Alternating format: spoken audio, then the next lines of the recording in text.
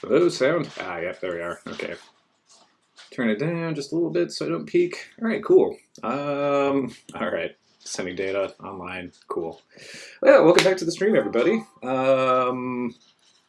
Yeah, so anyway, morning one, not morning one, morning 5, week 2 of this project. God, it's super distracting to have a video of yourself up while you're doing this kind of thing, so I'm just gonna close all this out, minimize that for now.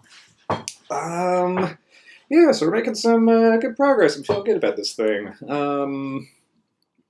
Yeah, you know what? I'm not even really fully set up here. New window. Where's the chat? There we go. So that's there. I don't think anyone knows about my YouTube live stream yet, so we can just have Twitch chat up. Oh, come on. Or you know what? Let's just add it, right? Window capture YouTube chats.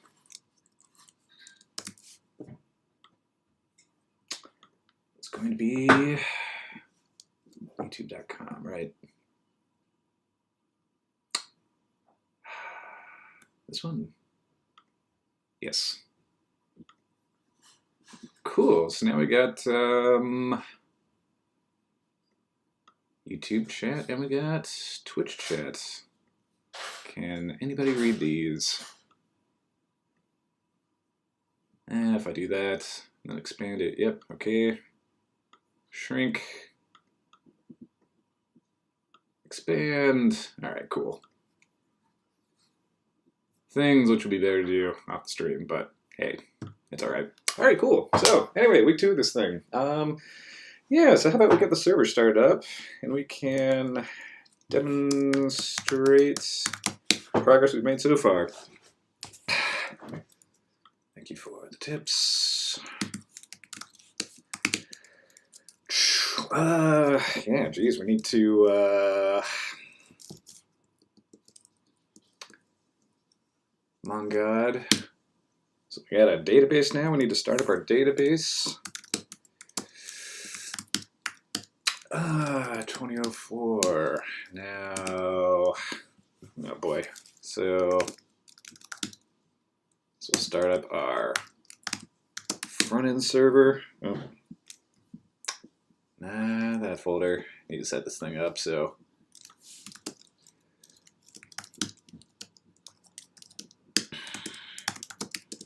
opening new tabs will open me up in the same directory I was before. All right. This will get the backend server running. So front-end server, are we going?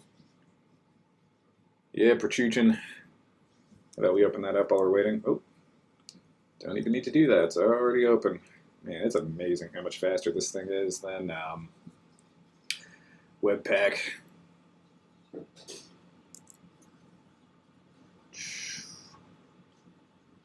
Welcome to the chat room indeed. All right, cool. So, yeah, where did we get yesterday? What was that Mongo CLI?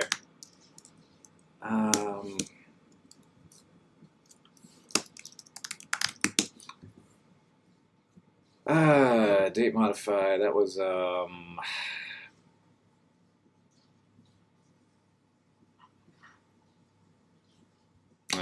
can take that out of the downloads folder. I'm not sure I did. Downloads. Discord. Oh God, what was it called? Applications. Isn't even in here. Robo 3T. That was it. Yep, connect. Cool. All right. Yeah, so what we got last week was we kind of like completed the whole like full stack journey from front end to back end. So what we did is we have our main page. So this is what people are going to see at plotters.games when they sign in for the first time. So yeah, right now this is just going to be like pure marketing material. Game doesn't exist yet. But what we do want to do is have a place where people can like, sign up to like find out more information about it or share it to their friends or check back for updates. So what we want to do is collect our emails so we can provide those updates if and when they happen. So yeah, what we needed was the front end to service and marketing page for the game. We need an input. We need JavaScript, i.e. closure script, to grab that email. We need code to send it to the backend server. We need to catch that request on the backend server and save it in the database. And we have completed that whole cycle so far. So let me just test to see if this is still working. Hello at users.com. So send me updates. There's no feedback yet, so we'll have to do something like that. But I think that if I go into this handy dandy UI, I will not see anything. Oh wait, hold on, we just need to refresh. I will still not see anything. No. Did I get a error, an exception? Oh, you know what, I didn't start the server.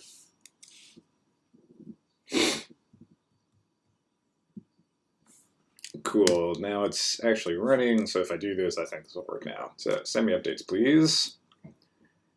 Yep, we got a connection, and then if we go back here, we won't see it, but if we refresh, we will. Cool. All right. Yep, so we're still at where we were from before. We can, complete that whole trip, like I was saying, right? So, yeah, I'm trying to, like, simultaneously build this thing and also figure out the best way writing. Start in a month blog. Did I put it here? Nope. All right. It was today.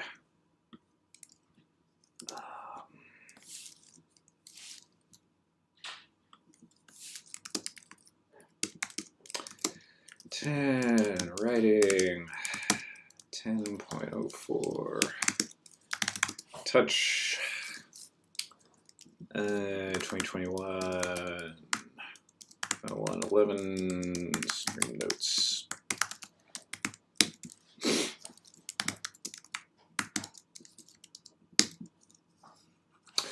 Right. Let's open it up over here. Let's hide that for now. Yeah, so I'm trying to figure out like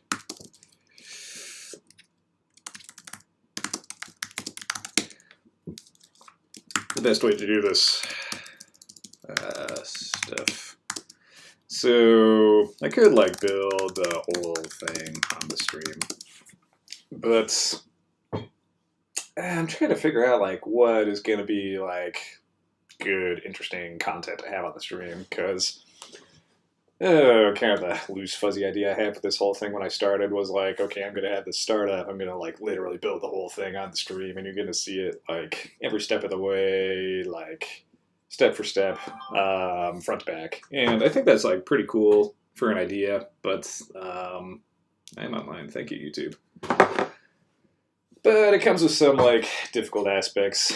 One of which being is that I'm going to have to do things along the way that are just like not okay to like stream, right? Like I'm going to be setting up servers, I'm going to be configuring like credentials, SSH keys for like signing into the server and sending things securely between, all the various different places that this thing's going to live.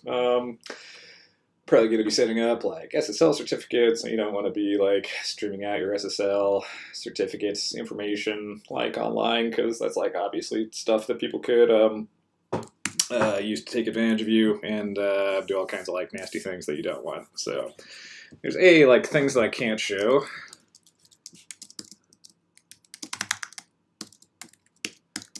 There are things that I can't show. There are things that are boring to show. So the second part of that is that some things I think just like doesn't make like, really interesting content to watch. Because if you're going to have people like tuning in to your thing for like an hour at a time, 2 hours at a time. Well, I don't know how long your average stream audience, programming stream audience member actually participates in something like a stream, but it's a big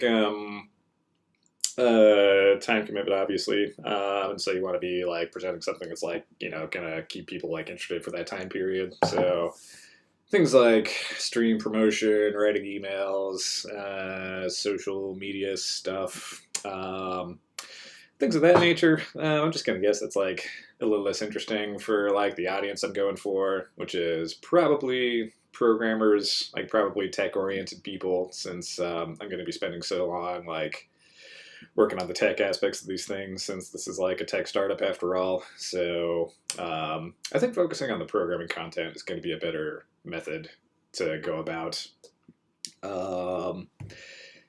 Yeah, so I figure like even though I need to put this up online, I need to like make a server for it, configure the server, get it up on the internet, host it.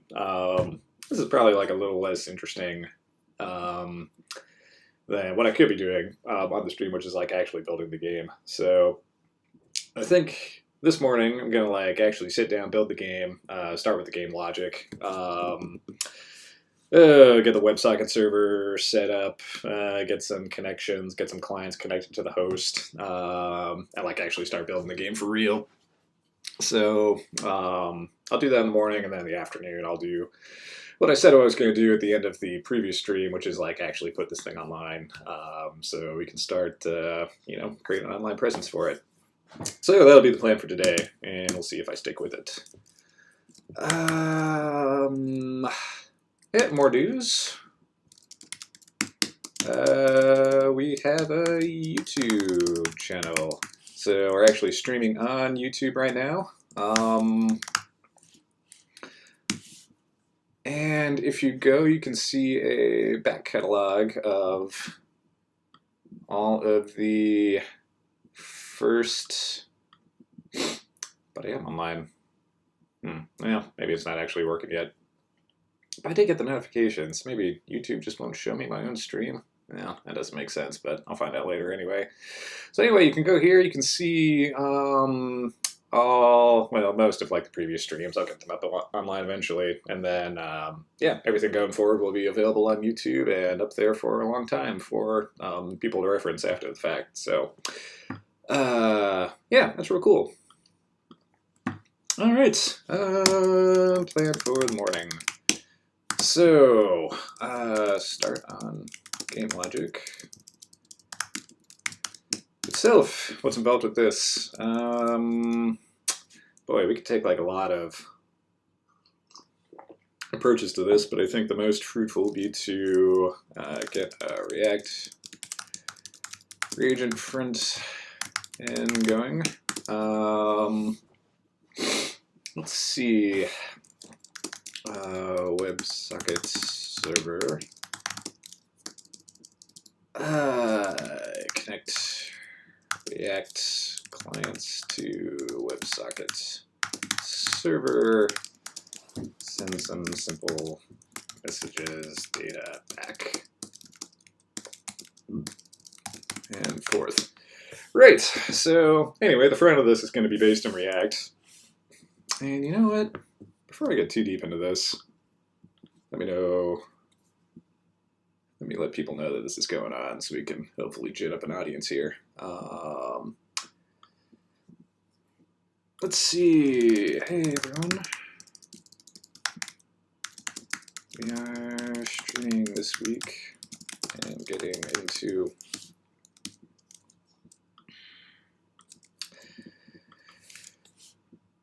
again this morning from 9:30 a.m.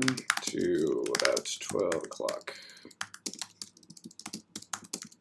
EST.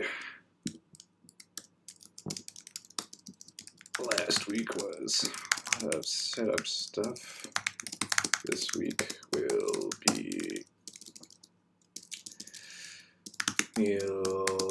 getting. Good morning. Do I do a stream this weekend? Yeah, good morning, Cliff. No, I didn't actually. I was thinking of getting into like a weekend schedule maybe, but Yeah, I don't know. Maybe I'll explore that because now I'm like kind of you know steering my own ship here. So if I wanted to like offset my weekend by like a day, so I took like a weekend on like Sunday and Monday, and then worked from like Tuesday to Saturday. Like that could be something. But yeah, we'll see if I do that. That'll really cut down my time with my wife, obviously. So that's a bit of a consideration to make. But it's possible I could stream on the weekend. I probably get a lot more viewers that way since I can catch people off at work. But nope, so far just Monday to Friday.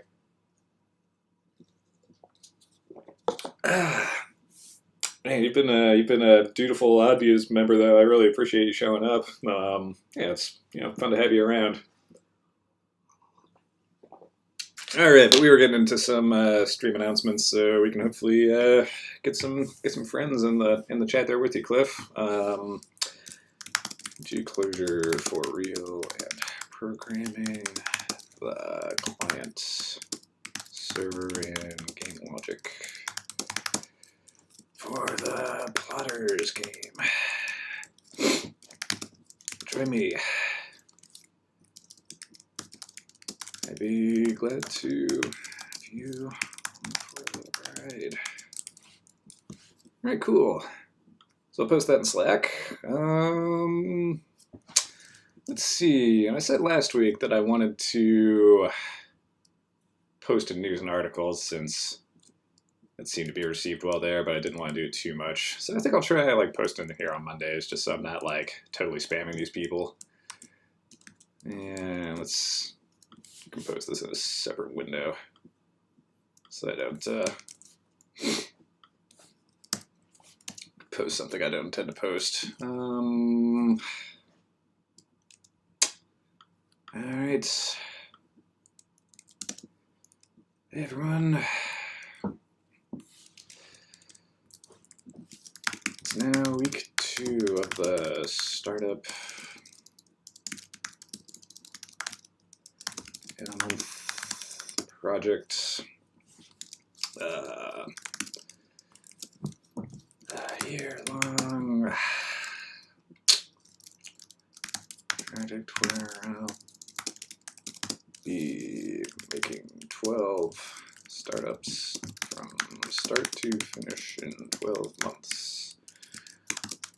Currently in month 1, I'm working on online multiplayer game called Plotters. And live streaming the whole thing along the way. Not entirely true based on what I just said in the morning, but true enough. We are streaming this morning. And let's put the website up, startmonth.net.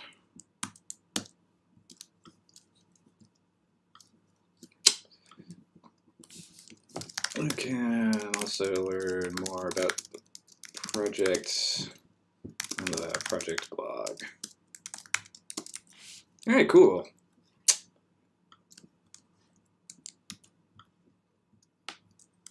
All right, quick and dirty. News and articles, post, and done. Excellent. Okay. I don't need that in the stream notes. It feels a little like we're back in the office having you streaming in the background. Yeah, I feel like that too, actually, I kind of get that vibe like I'm, doing one of those like tech demos I used to do with, all those like, different projects and proof of concept things or like components I would build. So yeah, I'm definitely like getting some of that too. And yeah, it's a nice feeling, I always enjoyed doing that. It's kind of nice having an audience and like live streaming and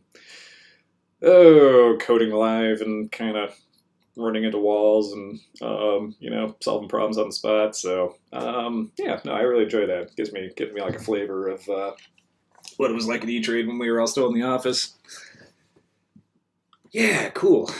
Okay, so anyway, I'm not sure if you're here for this summary of the morning, but we're going to get started on the game itself. So, I think you've probably picked it up from the stream by now, but with the Clojure language, we can actually use this language to like compile like the Lispy Clojure style stuff into React or into JavaScript. And if we're using JavaScript, that means we can use React.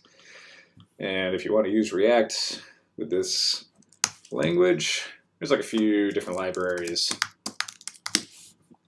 but the big one is Reagent. So Reagent's like super cool, man. Like the first time I saw this, it kind of like blew my mind a little bit. So this is a React component in ClojureScript, or in using the library Reagent. So instead of like angle brackets for divs, like you've got this the syntax called hiccup. So like that's a div. This is the child of the div. That's a P with like an error text value on the component. Let's see, p.sumClass. Oh, I didn't know you could do that. Ah, that's cool. I've been using this thing for class names, but I guess you can just put a class on a element like that. So yeah, no, it's super minimal, really easy, really short, kind of fitting in with all the best things that the language has to offer. So yeah, if we're gonna build this game, we'll build it using reagents, and I figure that's a good goal for the morning, is to get reagent going. So how about we jump right into that? How about move Slack off the screen? Very cool. Yes, let's start at the start, right? I've used reagents in a little demo. I think I started from the basis of like a demo repo, Thomas original demo ClojureScript app. Does this guy have anything with reagents? Create reagent app. He's got CLI. Reagents. Maybe if I just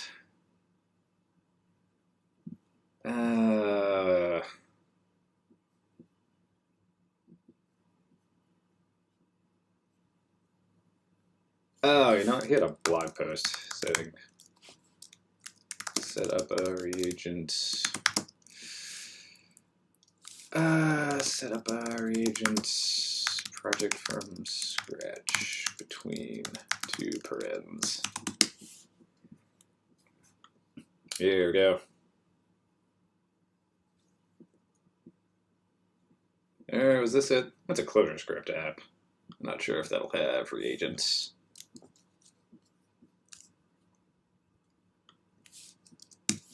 Between two parents. Okay. Add reagents. Perfect. All right. So first things first, we need to add the dependency. I'll go in deps.eden. Oh.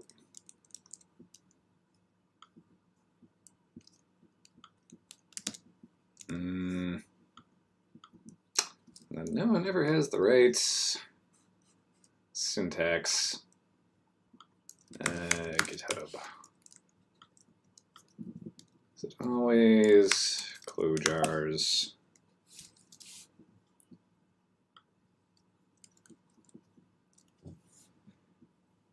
Except everyone always has like this single word thing, but you need to use like reagent/reagent for some reason. All right, cool. So we got that. We already had Figwheel from before. And we already have this file too, but that is for a already existing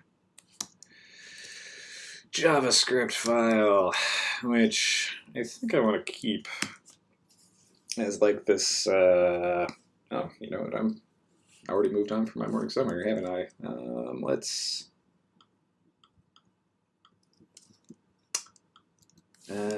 setting for agent front end. Cool. All right.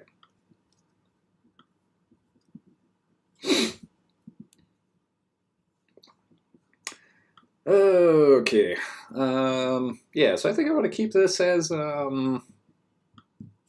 just the basic HTML file for like our basic HTML page, which means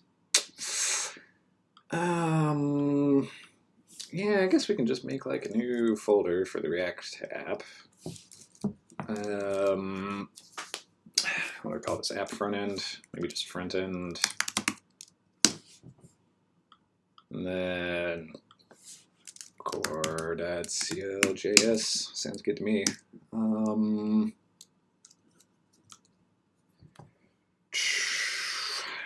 Okay, so now I've got some stuff, right? Oh boy, getting into it now. And REPL port, that's useful. Okay, main.js, watch doers. So we've got like Figwheel, and Figwheel's job is to essentially act like a server for watching my ClojureScript files, detecting changes, building those ClojureScript files into JavaScript files, writing them to a place on the disk that our index.html file can get access to. So if we go to localhost 9500, that'll have our hot reloading JavaScript files ready for us, and that's how we're running this page, but we're making an app. And that app is going to have different files being written with different names, different locations. So our task now is to figure out how to configure Figwheel to do that. So to do that, we should go to the Figwheel docs, figwheel.org.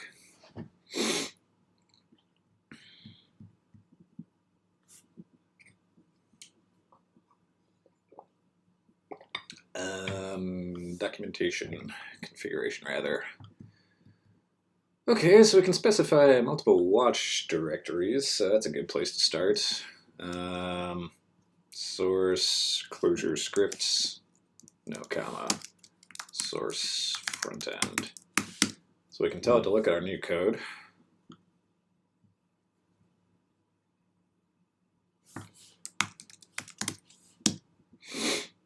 Extra main file is perfect.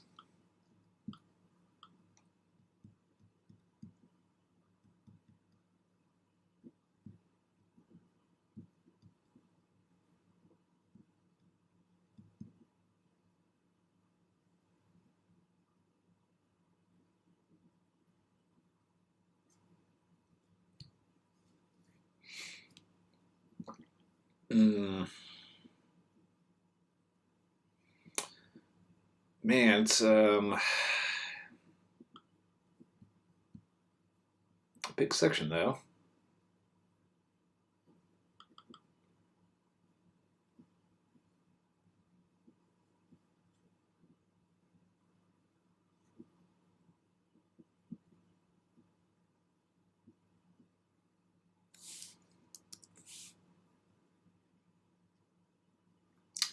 Extra mains. Figwheel provides a default host page for extra mains, so you don't have to configure what. Default host page can be found here.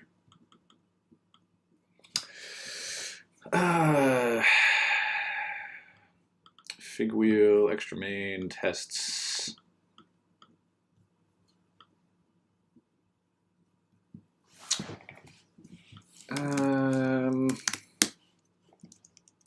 Since seems like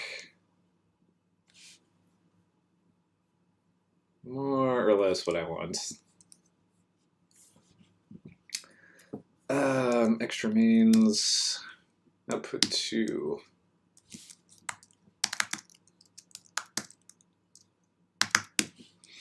Fancy color outputs, target directory.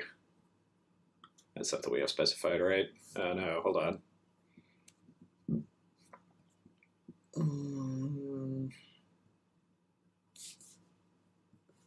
So we're not using that, we're using the output directory.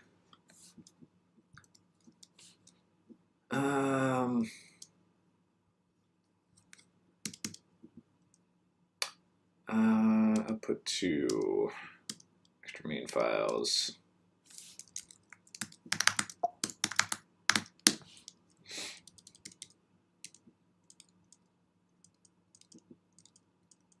I wish you could like search for headings.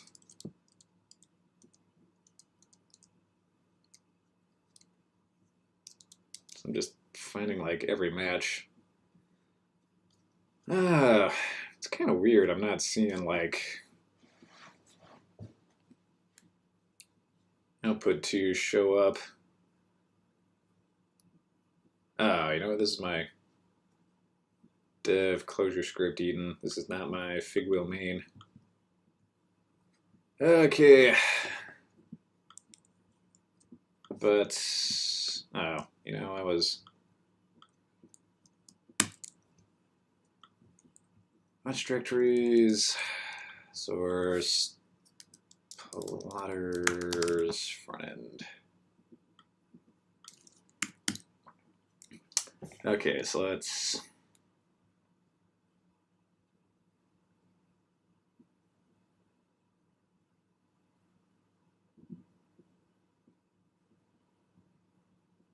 Yep, extra main files, we had that.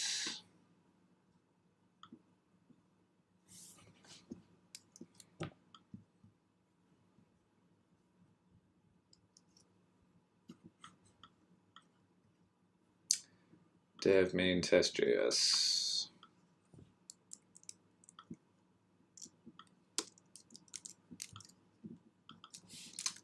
App main example plotters stats frontend.core.j CLJS.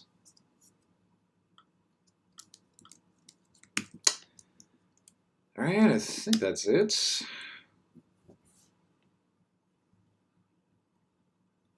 So let's just start with that, shall we?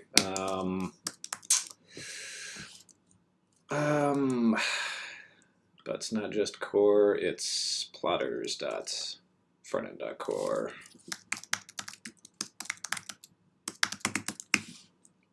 And let's just print a line. Hello from front end. Little wave. Cool. Okay. Yeah, so to do this, we're going to have to stop the process, I think. Okay, that's from the other file. So stop, restart.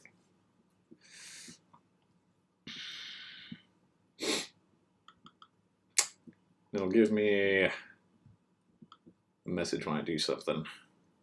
So let's look for a message with that little wave. Figwheel made Eden. Not on the class path. Source plotters front end is not on the class path.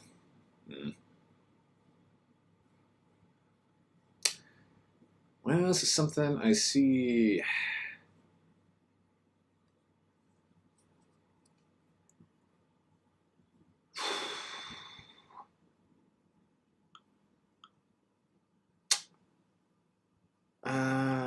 To the source paths key.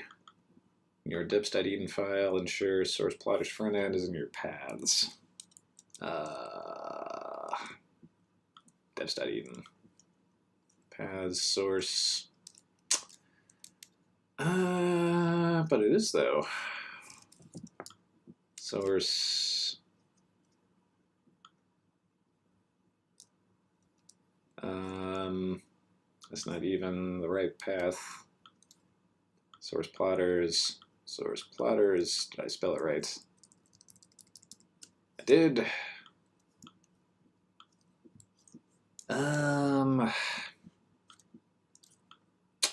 It's not making a lot of sense, man. I got source on my path, and it worked from before.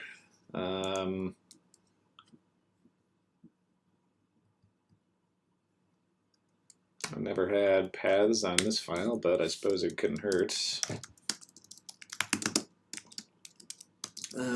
Paths implies an array, colon, paths. What if I restart it now? What do I see? Oh. Oh. It's amazing how much programming is just environment configuration.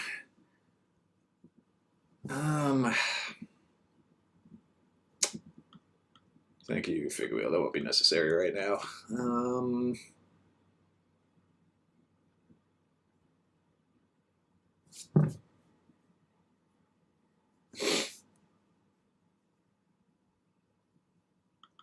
Not option paths. Did you mean watch? So I don't need that.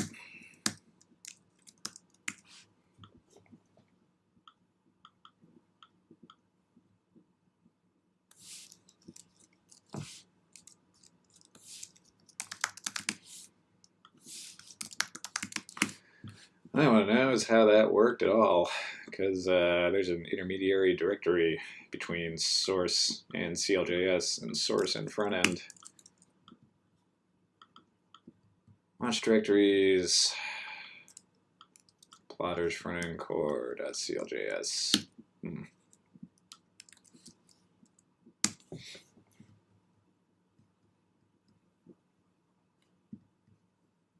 Oh, did I even get that class path? Yes, I did.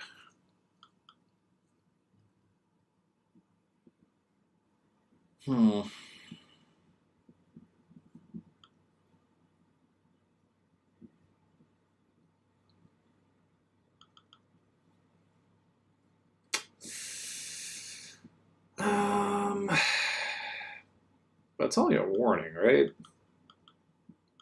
And it told me that for this CLJS directory too, but it still works. So I think for now, in the interest of expediency, I'm just going to ignore that at my peril.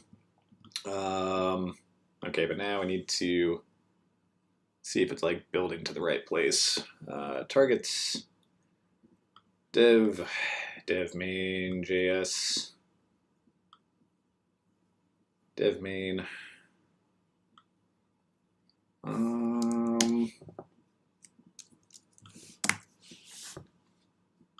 So I think somewhere in here I should see a JavaScript. Whoa. Maybe I'll just go to the network tab. All right, we got files, array. What do I call this? Core.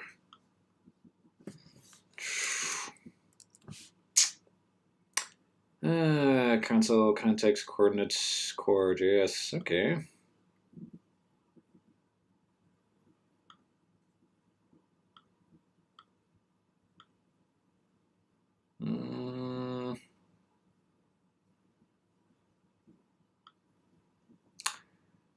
So here's a bunch of boilerplate stuff, but if I see a console, oh, I can't search in here. Oh well. I requested 2 core JSs and I got 2 core JSs. Click. Oh, hold on. This is my actual code. This is Bootstrap stuff. This is the Closure script code I wrote. Yeah, there's our hello world. Man, it doesn't even call console log directly. It calls this printline method. Well, I suppose that has to pull double duty, right? It has to console log and it has to print something in the REPL. Okay, so I'm gonna guess my new code did not end up here. I don't necessarily want it to, but I need it to end up somewhere.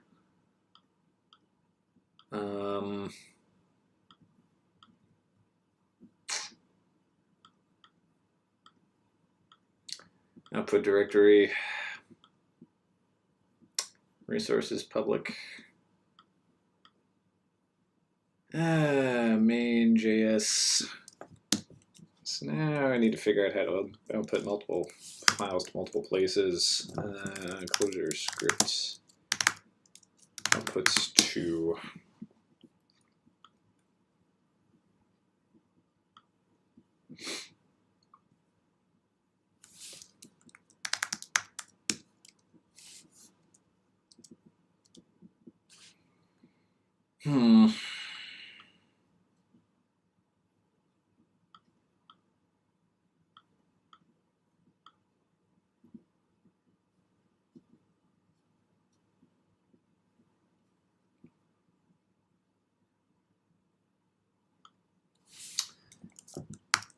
Stay independent, Sarah's back, hoping she'll join too. Oh yeah, tell her to come along. I'd be glad to have her. Fortunately, she'd be jumping into arguably the most boring part of this process, which is just figuring out how to make your tools work. But yeah, she might be enthusiastic to check that out too. Outputs multiple closure scripts.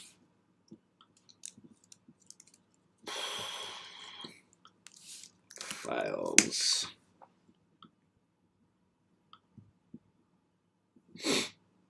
Output multiple independent.js files. Yep, that's pretty much what I want, right?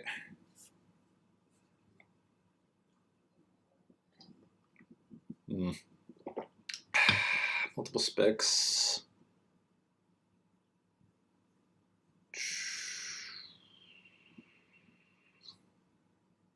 Oh, modules, hello.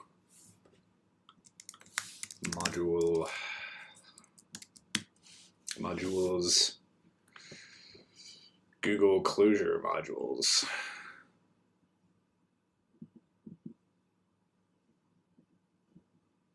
Entries.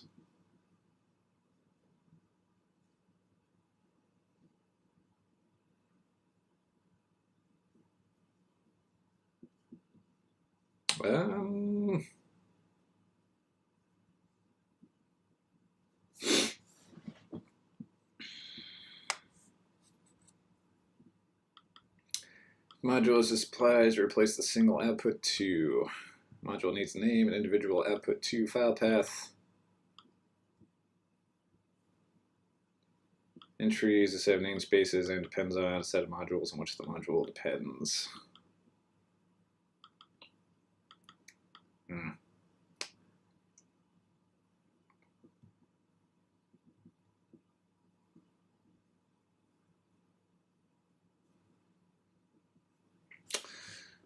Well, that sounds like what we want to do, I think.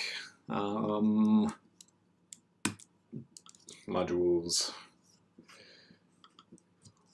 Okay, man, we're getting into the stuff for real. So yeah, I only want 2, so I'll just get rid of that one. I don't think I'm gonna need this depends on things. I'm just gonna get rid of that. I'm gonna get rid of that. All right. Calm food landing. Resources, public. Okay, landing. Yeah, we call it landing. What's entries again? Set namespaces. Okay, so first namespace is going to be this one.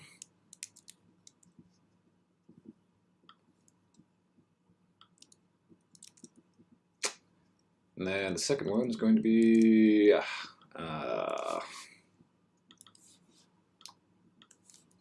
let's see, front end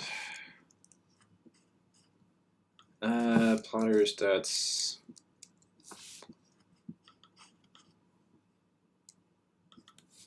waters.frontend.core. Ooh. Man, that almost sent me down an hour-long debugging project. Yeah,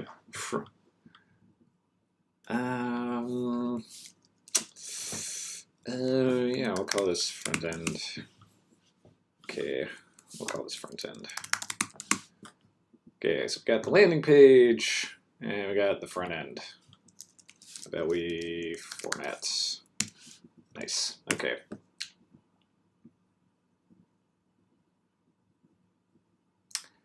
Landing, output to this place, which is more or less where we want for now. Resources, public. Don't have a JS page or folder yet. We don't have this. Output directory, resources public, main.out.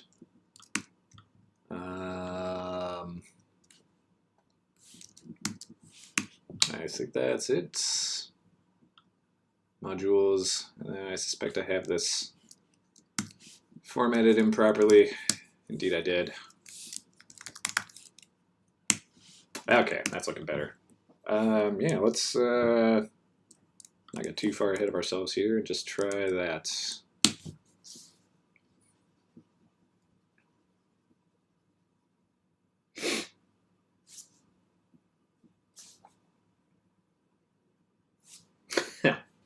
Straight into the error message.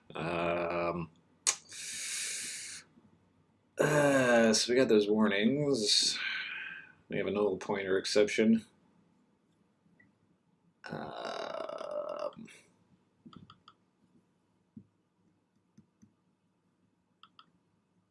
It appears to be because we gave it a wrong file name.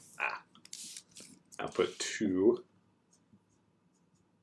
Did we give it the wrong path, or did we give it the wrong namespace? I wonder.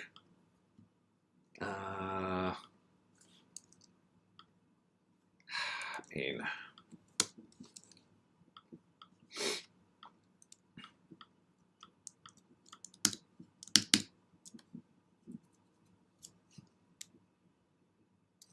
Comfu common.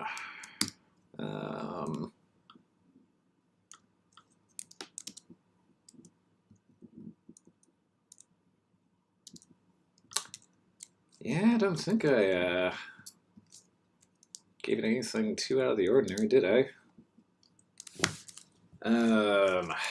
Closure script with multiple modules. Example. Code splitting closure scripts. Don't really want a code split necessarily. I want to take multiple closure script files and send them to multiple JavaScript files, but maybe this will give me what I want, more or less. Example configurator config.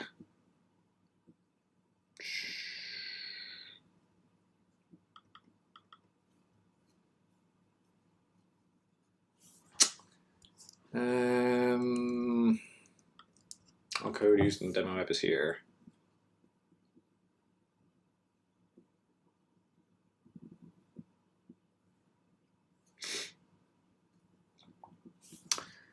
Okay.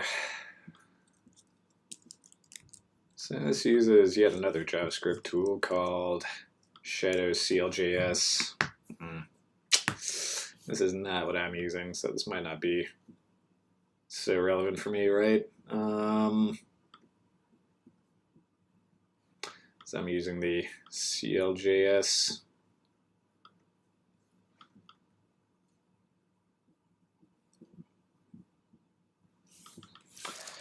Multiple output files for closure scripts.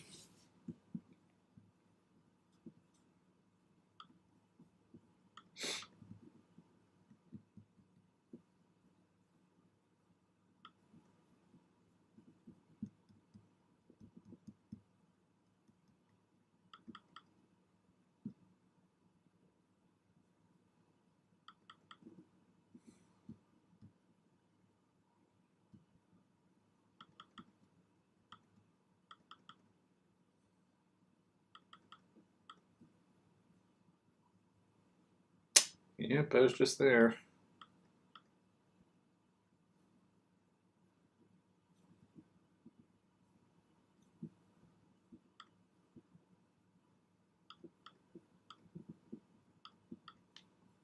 CLJS config for multiple outputs. Sounds like what I want, yeah.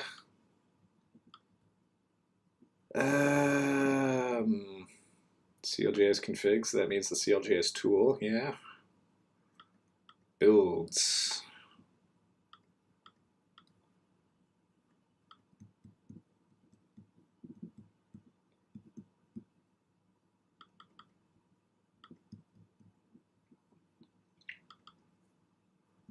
Do I have a compiler field? No, I don't.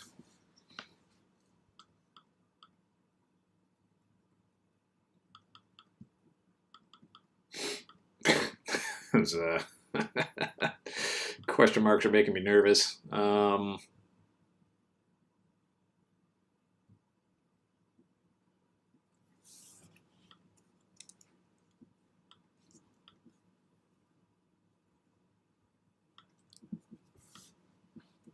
Mike Ball. Portland and Phoenix.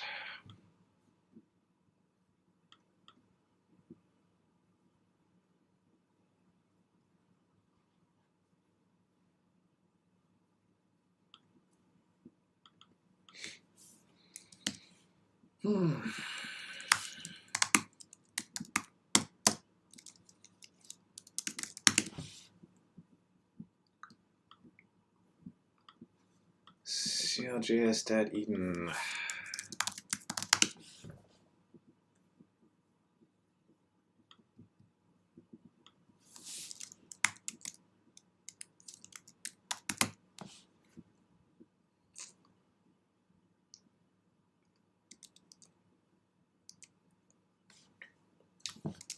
Dev.cljs.eden.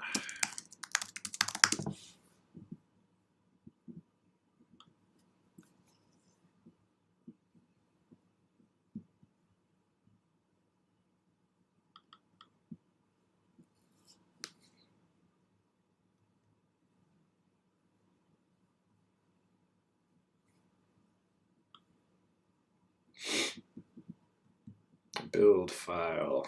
So this is a build file. This is not for dependencies.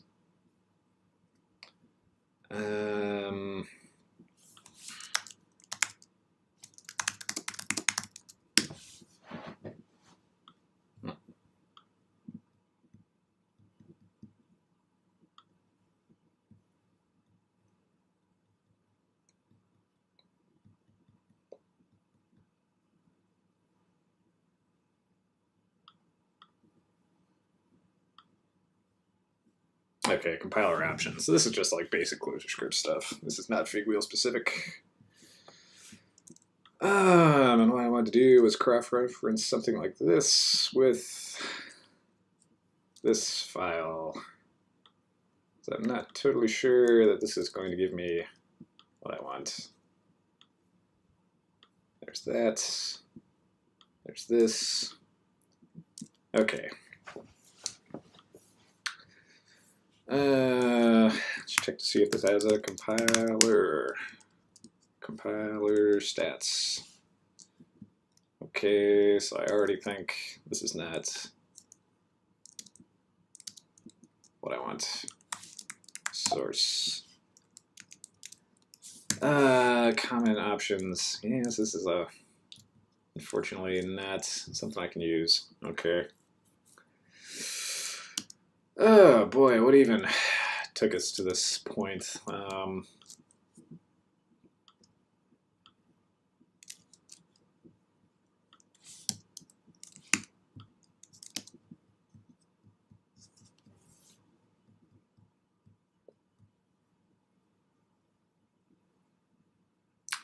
Externs, modules. Yep, we were here from before.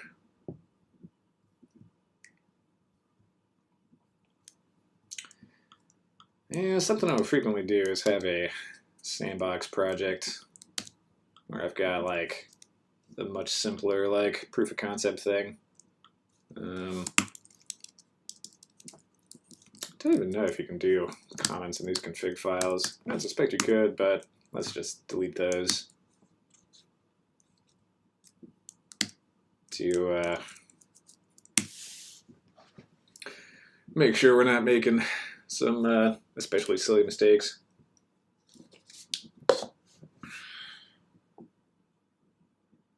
Okay, get the same error I would expect. Yep. File name.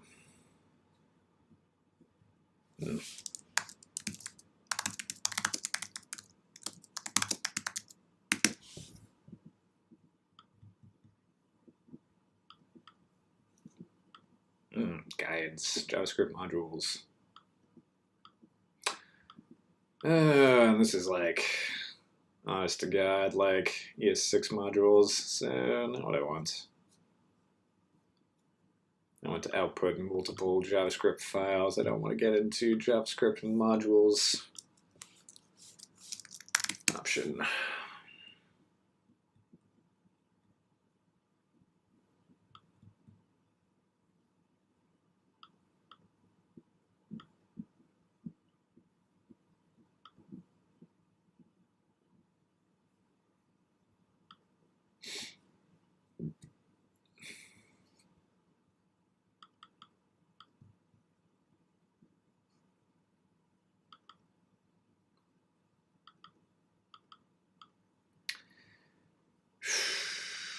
Man.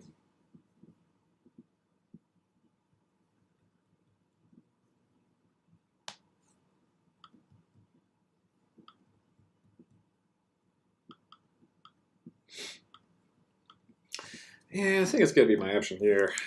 So I've already got kind of a lot of stuff.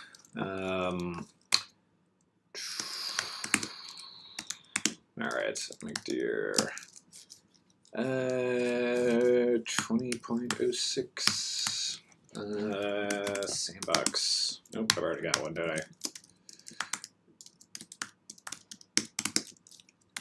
Make dear closure script modules.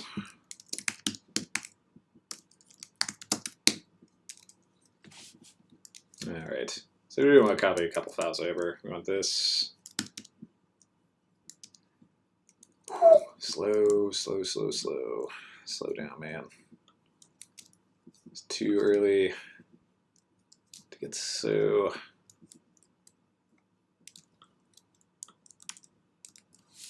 dev.clgs.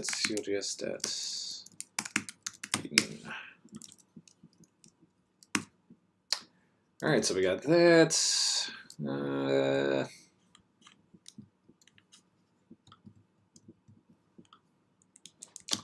don't think I want to go so far as like having actual dependencies here, but we do at a minimum need closure scripts. So let's just remove some extraneous stuff and get the absolute bare minimum of what we need to make this run. Okay, dev.study and dev.cljs.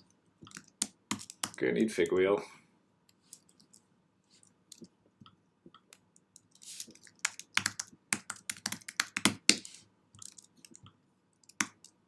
Gonna need our start script.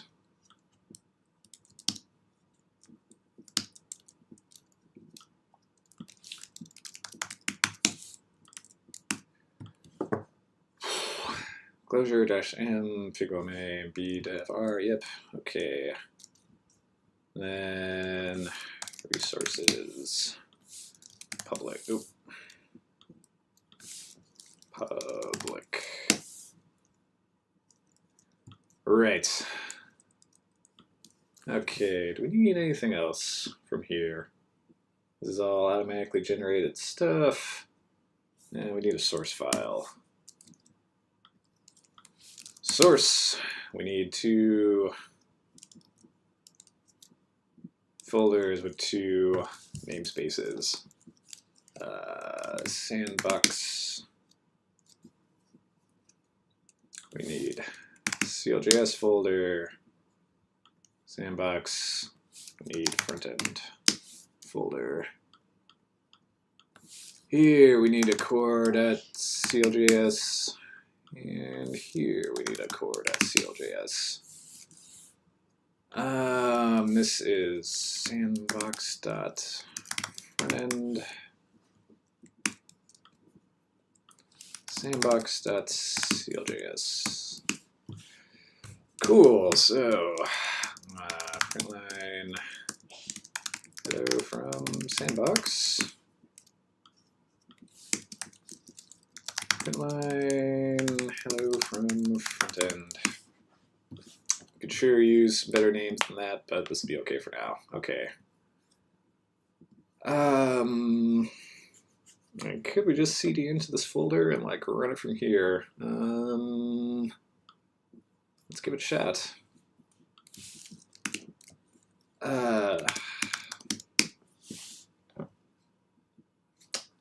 Okay, so now I think we're gonna have to download some dependencies. Nope.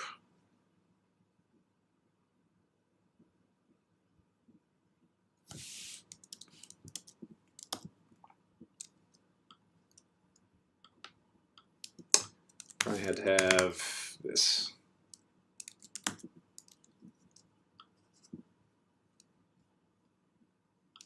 All right. Dependencies, this one, and this one. Yep. Let's try it one more time.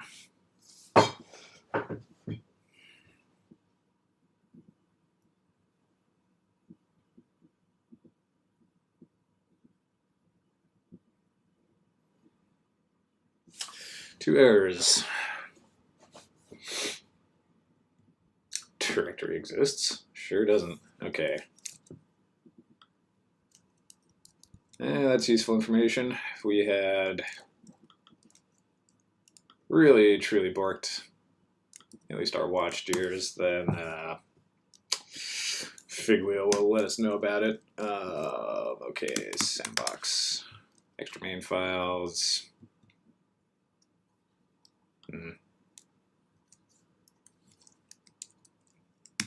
We comment that out.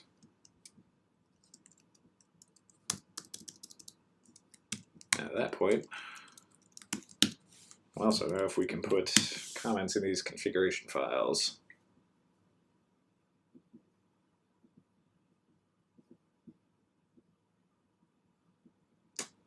All right, main.eden is valid. You can put comments in this config. Compiling build dev targets. Closure script out dev.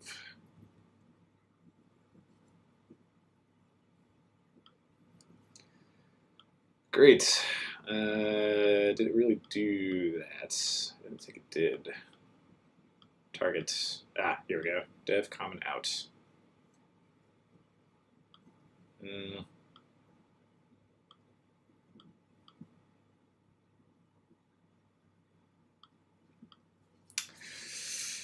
Dev comment JS. Where did we tell you to do that?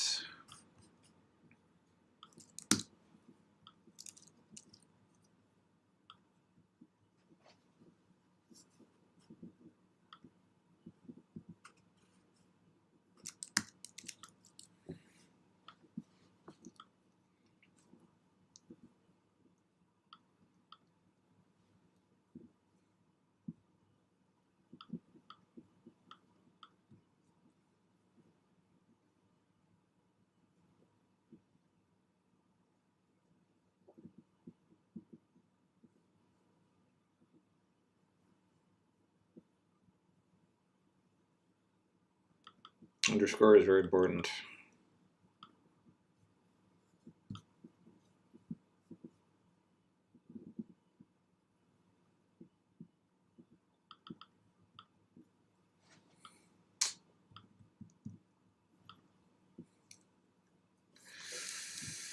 Maybe we didn't tell it to output anywhere. Output 2? No, we gave it that, right?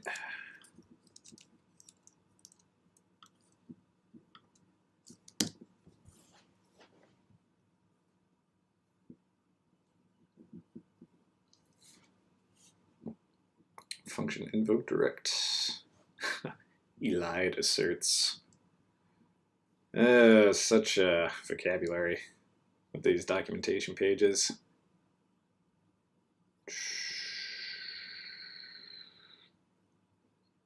Yeah, these are indeed modules. New option for emitting goo. Closure modules? Closure modules support splitting up an optimized build into n different modules. If the module is supplied to replace the single output to module needs a name, individual output to file path. Entry is and depends on maybe I didn't give it an output directory, however. I didn't give it all that other stuff either. Optimization's advanced. Sounds nice. Source map true. Output. Resources public. Oh, hold on a second. I'm in the wrong place.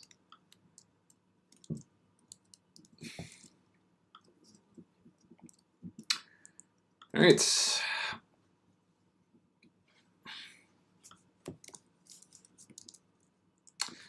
I also gave this the wrong main. So that's something to note as well. Resources, public, JS. Sounds nice.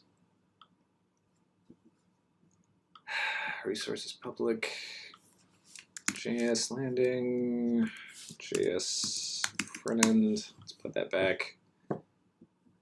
Source, sandbox.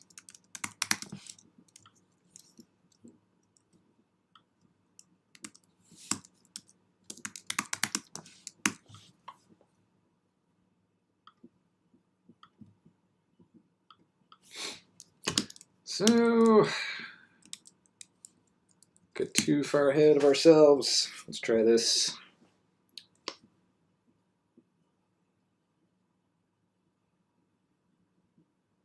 Figbo main is valid. Yep. Some errors that evidently don't matter. Can only start a repl, inject heart relay, optimizations level is set to none. Right.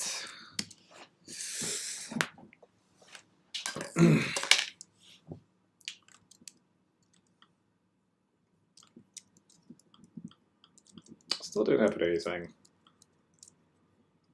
Oh, resource. Oh.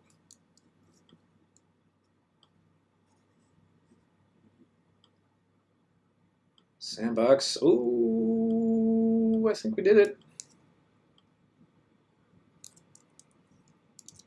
I think we did it. Wait.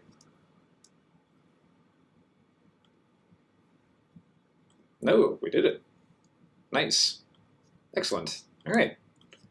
Yeah, so maybe it was that, maybe it's that directory key that we didn't have from before. Output directory. Source map true.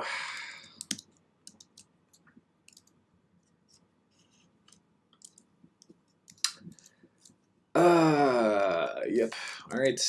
Source map true. Output. Oh, God bless. Okay. Resources, public JS, plotters, public JS landing. Yep. Okay. So let's get that back. Landing and front end. Yep.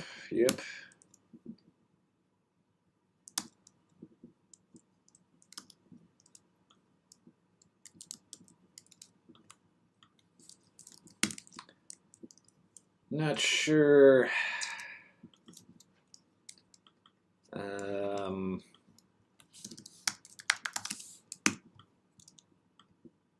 If that's needed, but we had it from before.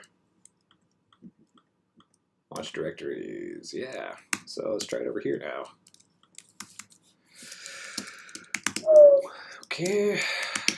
2004. Startup.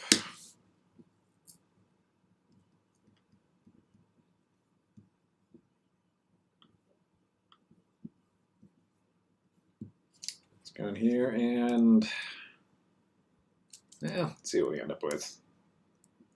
Let's see if we crashed. Didn't crash yet. Got the same problems.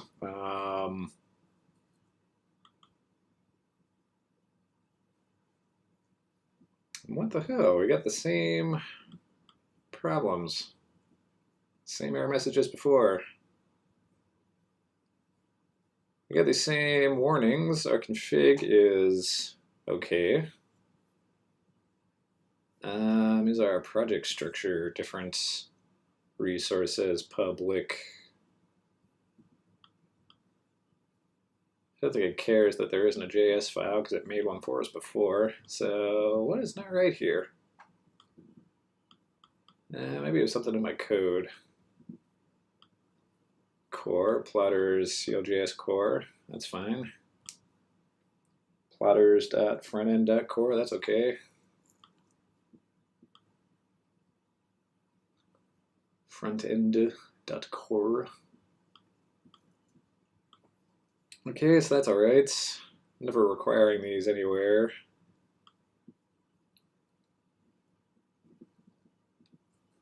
Target public CLJS out. So what's the deal? Didn't need any of this, or did I? I put all that in there, but I didn't have the extra main files, right? So launch directories is in, extra main files is out.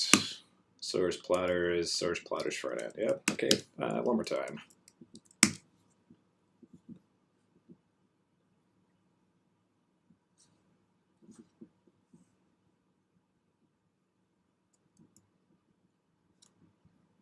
Nice. Okay, so that was that extra main thing.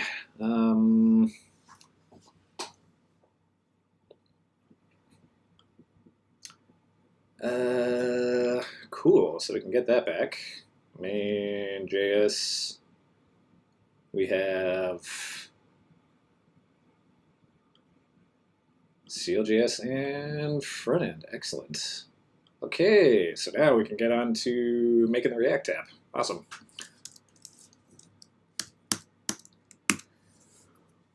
Okay, well, that's good. Like, I'm trying to do some fairly, like, intense things. Well, I guess intense is in the eye of the beholder, right? As you gain more experience with these things, it it becomes easier. But yeah, no, I mean, for my second week working with ClojureScript and having to learn how to like use this build tool to take multiple files, output them to multiple destinations with like relatively little available to me in Google for actually achieving that. It's not bad. What did that take us?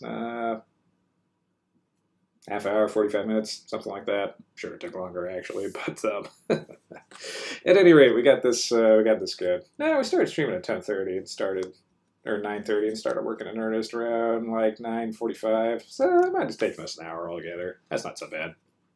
Yeah, it's something we definitely need. Okay, so now main.js.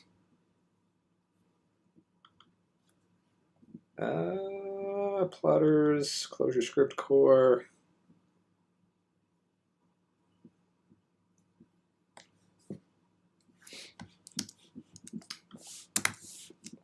Let's see if the JavaScript works. Test at testtest.com. Yeah, that still works. So how then do we main app.js, plotters, front end, core, main and main app? How do we get that?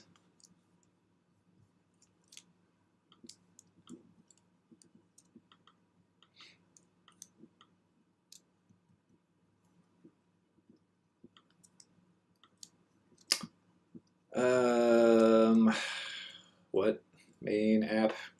Where did I tell it to make a main app? Because this is the file that's going to turn into our React component, right? Or, excuse me, our React app. And I don't know how we got there.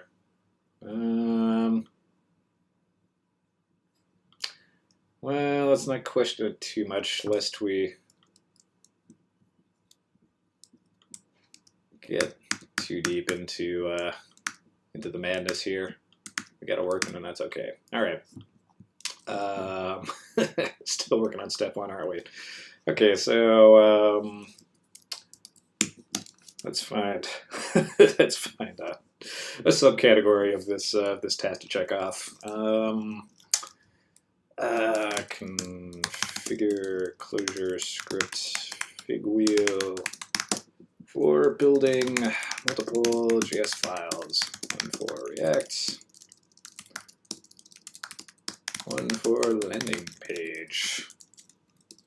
On this, we are done.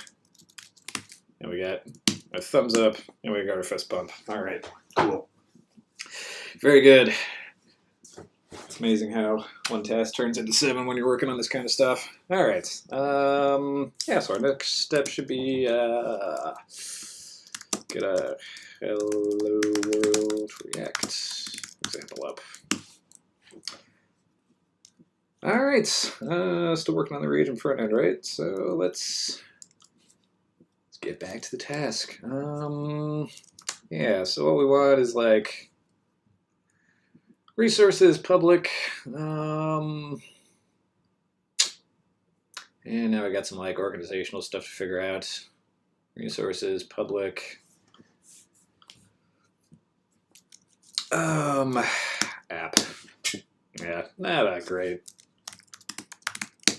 Organizational scheme, I will admit, but this is something we can change after the fact easily. HTML5. The main point is that we've got a server which is like serving this whole resources folder. All of our stuff is in public. Our landing page is this index HTML. We should probably move that into a separate subfolder, but for now I'm just going to stick with this scheme. Yeah, so what do we need for a React app? We need a div.target. We need a div. We need a script. Source is it's going to be up one level down to JS. And it was like main app, right? Main out JS. Nope. Oh nope, not even into the JS folder. Main-app.js. All right, so if we go localhost 500/app, Figwheel server, not resource. Keep on Figwheeling. Yep. Okay. Resource not found.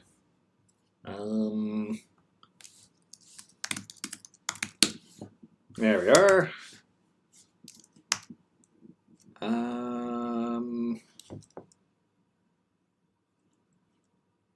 Plotters front end core CLJS. Yeah, we didn't make it as far as we thought we did we?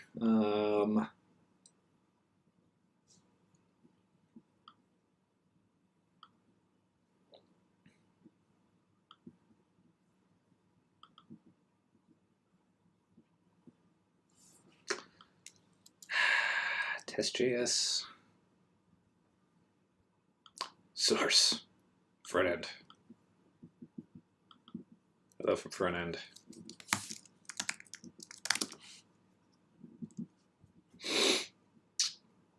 Where did you end up? All right, here's my source file. This is what we're looking at. You ended up in resources public JS plotters front end. So I should probably import you from there, right? Resources public JS plotters front end. JS plotters front end. Core JS.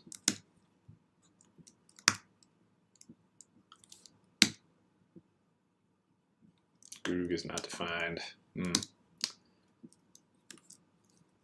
Let's try restarting this.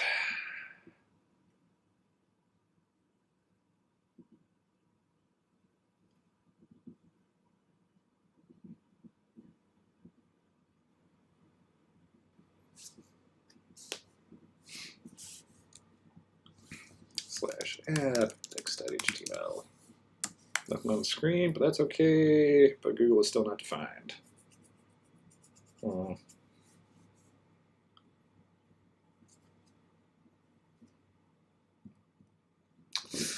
There's also this main.out.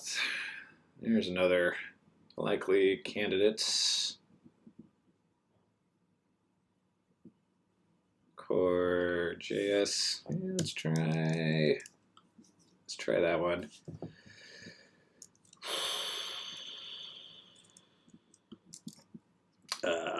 Public main.out.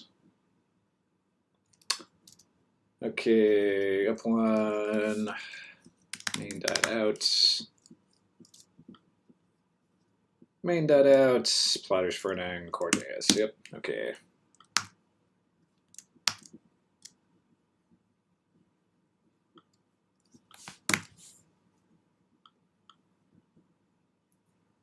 Main.out, plotters front end, core.js. Network. So we're getting that file, right? But we're not getting all the other like closure script stuff that comes along with it, because what we should have is like a ton of script files down at the bottom here, which is all this, which is all the stuff it needs. So how did we get that in our original page, I wonder? We required main.js. And that's here. We tried to require this.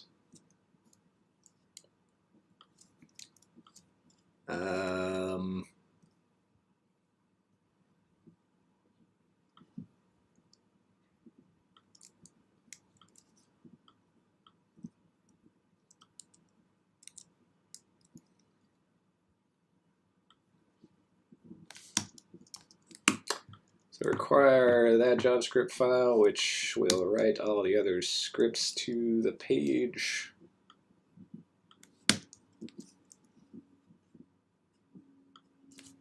And it worked.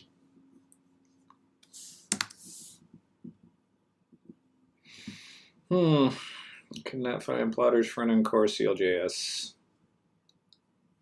So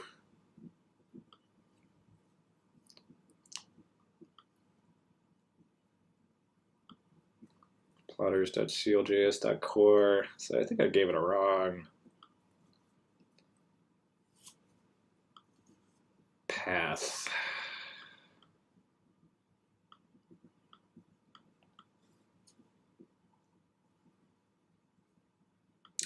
Right, because we got this plotters CLJS core, but what this is trying to do, plotters frontend.core.cljs. So if we just did this stupid way, I bet it would work. Yeah, right. So if we get rid of that like .cljs at the end, we get what we actually want, which is that console log statement. However, there's something lurking in our config, which means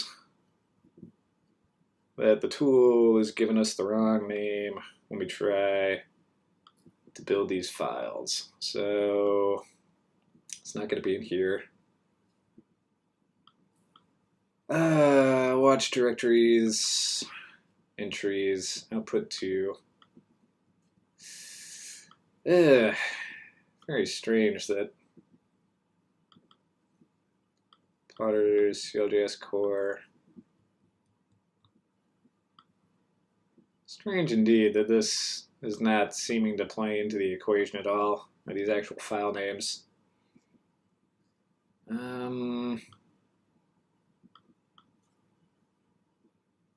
What could I have possibly done? What could I have done to give it the wrong file name? I don't think I've done anything like significantly different between that file and this file.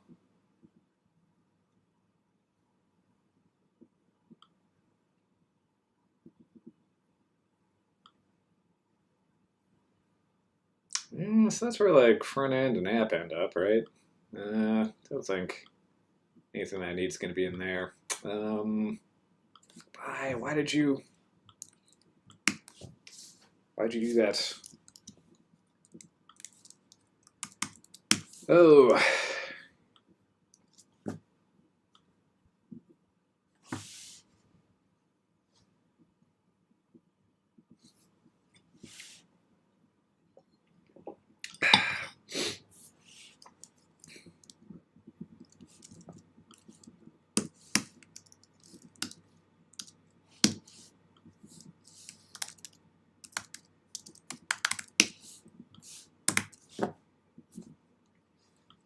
Can I find that file?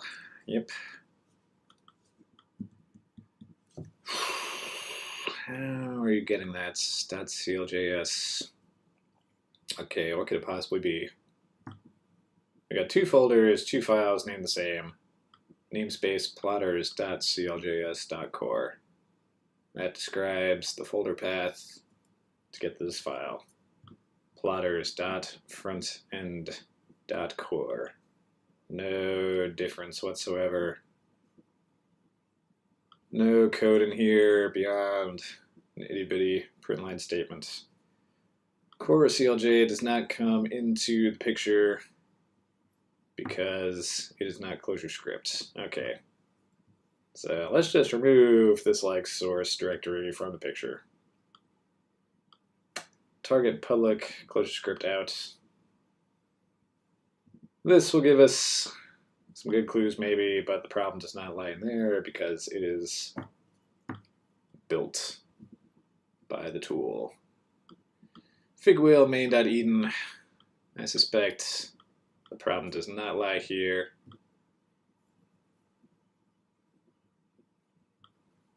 So we can break our build if we supply that with the wrong config, but that is not where the most important config comes from, which means the problem is somehow here, but this looks exactly the same. Resources, public, JS, landing, plotters, folder name, core, output directory, modules.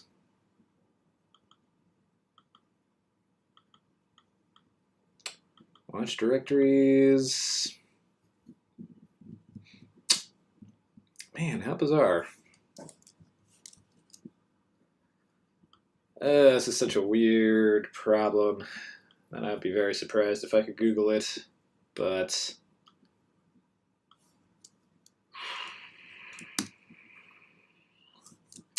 boy, what did I even look for? ClojureScript module having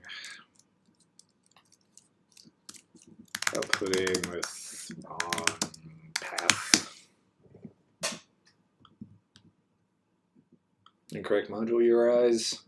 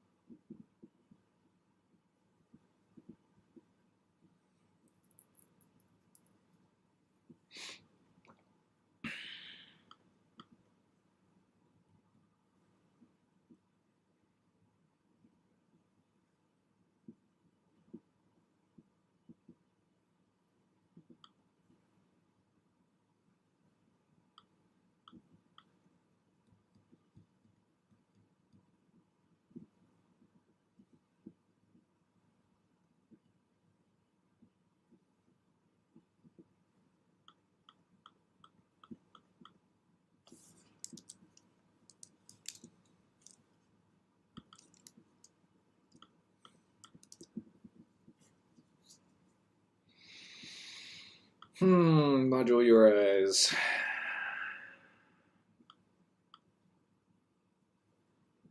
This guy's kind of having my problem. He's definitely working with modules, but he's getting them in the wrong location.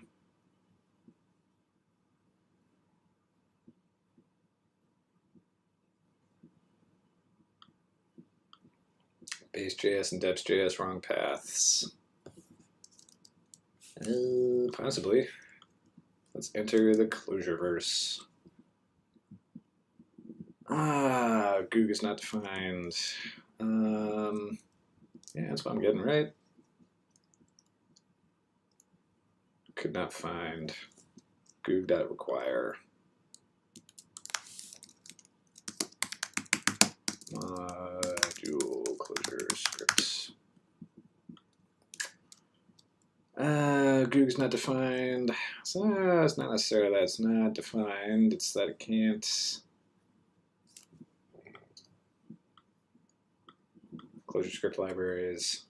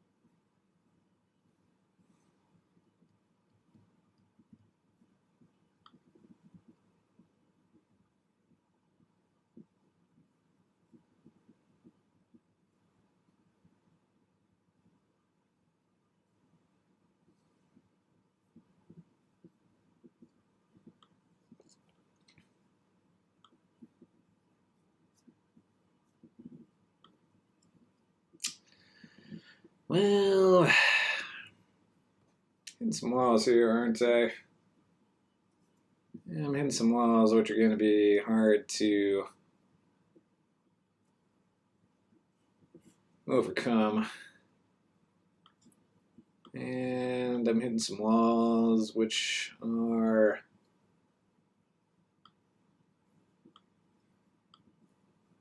things that I can solve later.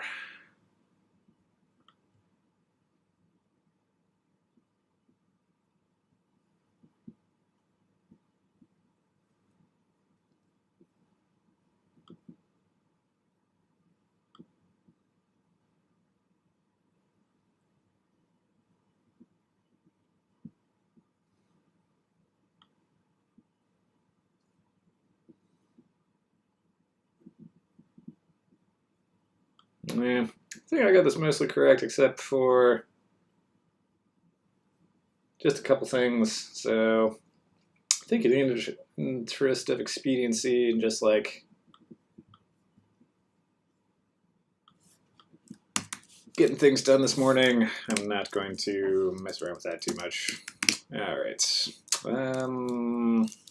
So make dear 20.05 platters app.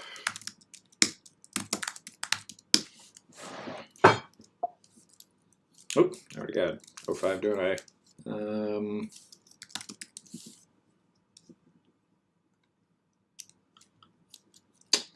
Name 06. I'm gonna call it temp. Keep myself honest. Okay. All right, so we want all this stuff before we did all the module things, right? So I copy this. Comment that out. Actually, I need to just have it in the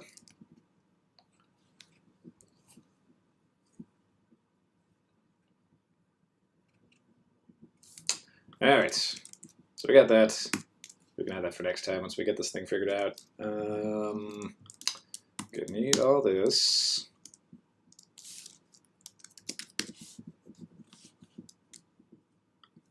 Good practice in setting up a project from scratch. Deps.eden.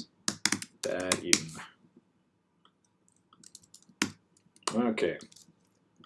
Dev CLJS Eden. New file dev closure script.eden. Paste. This source directory. Don't really need anything from there, do we? Okay. So source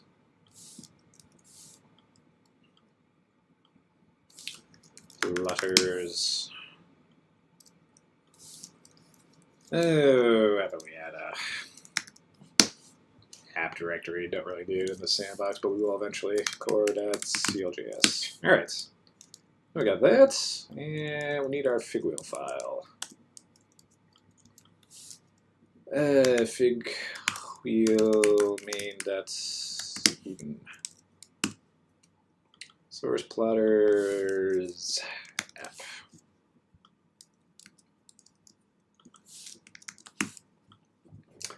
All right. Oh.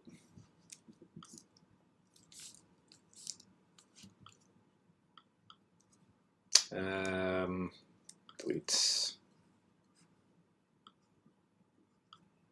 New file, core.closure script. Yes, I do it to move it. Namespace, platters.app.core. Print line. Hey, hello world. Oh boy, okay. Yep, so we're gonna need our resources public index HTML. Resources public index HTML. HTML5. All right, we got 50 minutes left. I bet we can get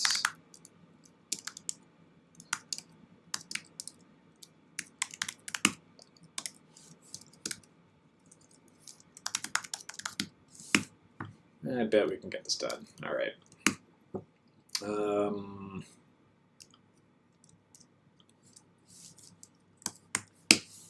That EDN, you silly Billy.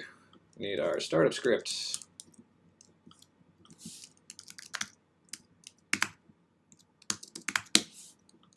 Paste that there. But we minimize this so we don't goof. Let's also minimize that so we don't goof.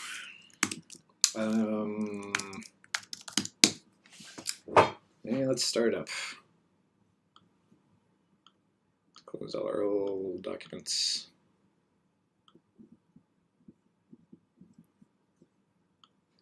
Back to the terminal.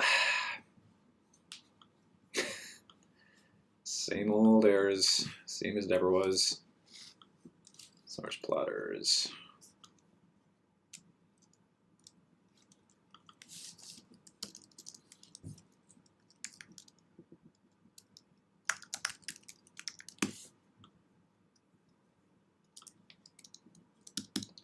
Except where to come from, watch directories.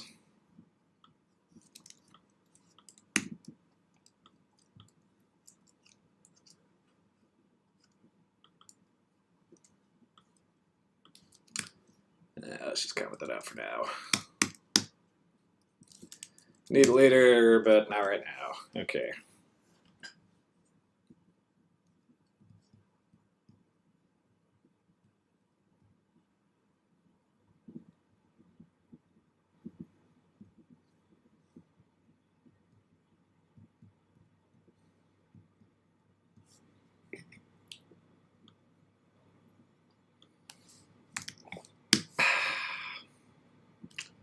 Not done yet, but it will be soon. Did we log from our console? We didn't. But I'm sure we can if we fix the path. Public main.js.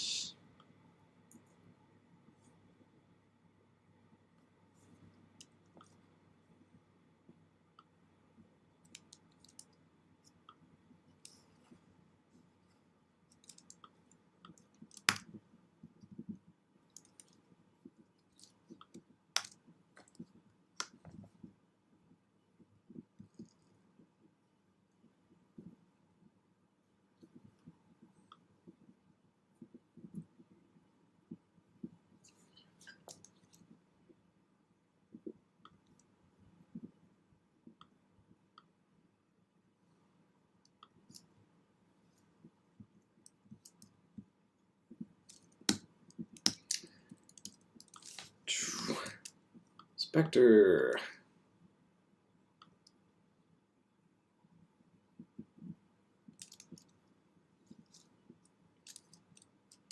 Yeah, so we got our main.js network.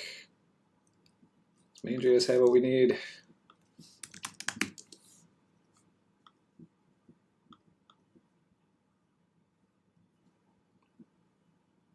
Requires cljs.core.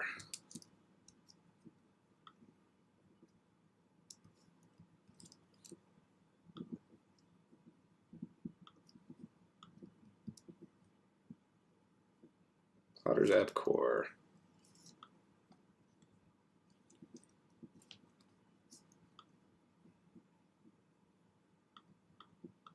Source plotters app. Source plotters app.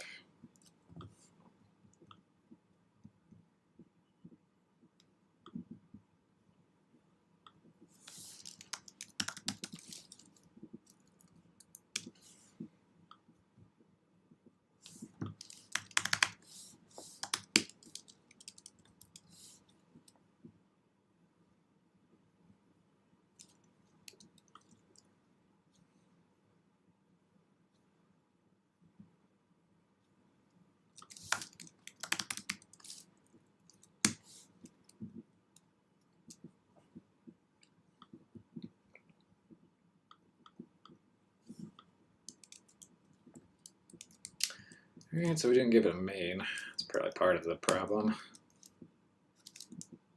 And that goes in dev cljs Eden.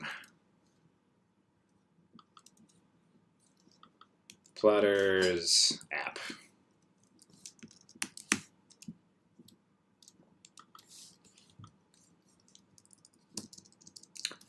Plotters app core, alright. I bet that'll take us farther.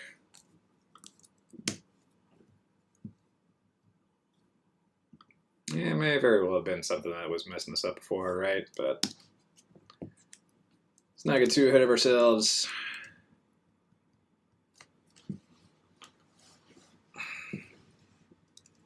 Alright, cool. Let's open it up. Let's console log. Alright, we're back. Cool. Man, I think we're going to need some of this, but I think I want to close it so I don't get so overwhelmed with tabs. So how about we minimize these, and let's go back to the reagent docs. Alright, intro. Let's see what you got.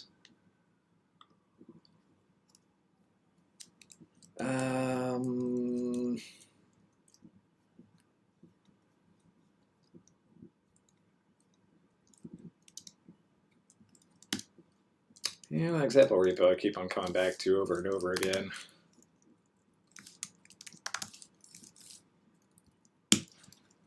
Had a good example.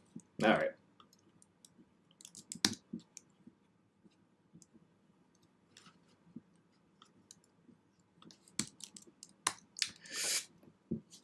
Namespace Figgle hooks plotters.app.core. Yep. Acquire reagent as R. Okay, nice.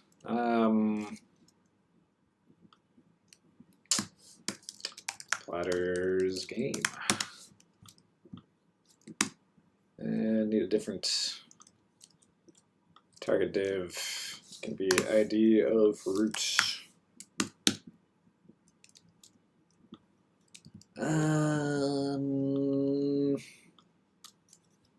Yep, so that's all good. Gonna refresh and we're gonna have something on the page. Excellent. Nice. Reagent core renders deprecated. Alright, deprecation warnings, but we got a React component on the page. That's cool. So let's close this. Well, probably need that open to run the backend server, but for the time being, we don't need that. But we do need this. I've already closed it. Folder finder. Documents, writing.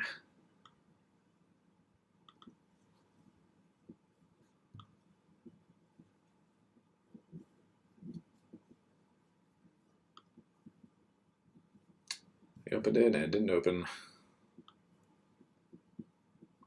There we go. Go hello world. We are done with this. Thumbs up, moving forward. Get stuff done. Right.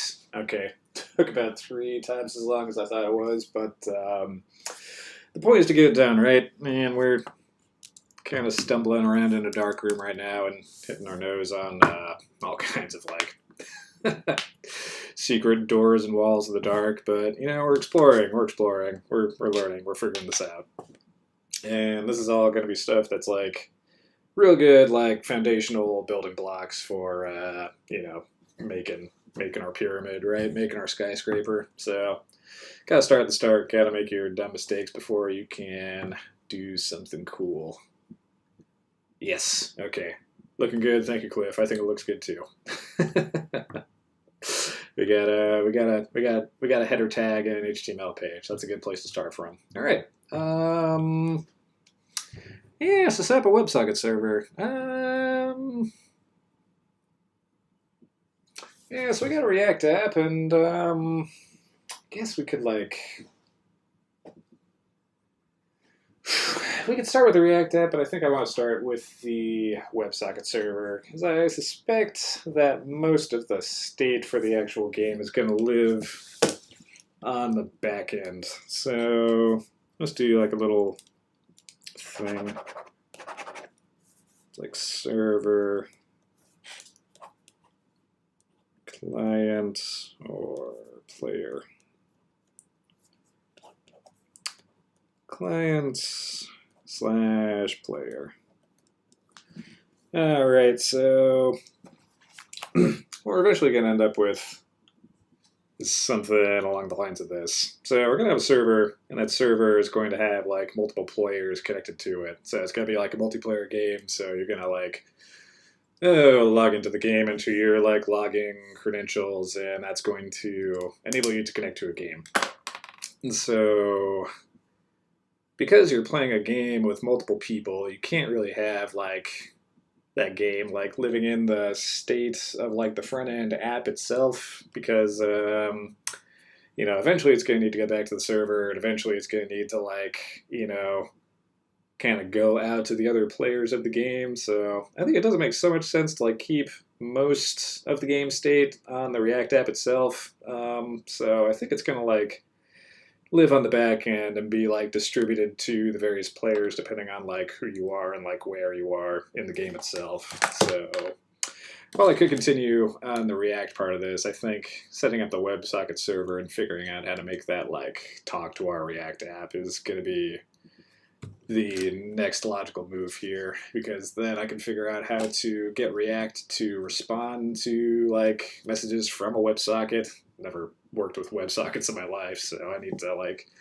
learn about how to do that too. And then I think I'll get into a stage where I can like make React do stuff according to the whims of a WebSocket connection.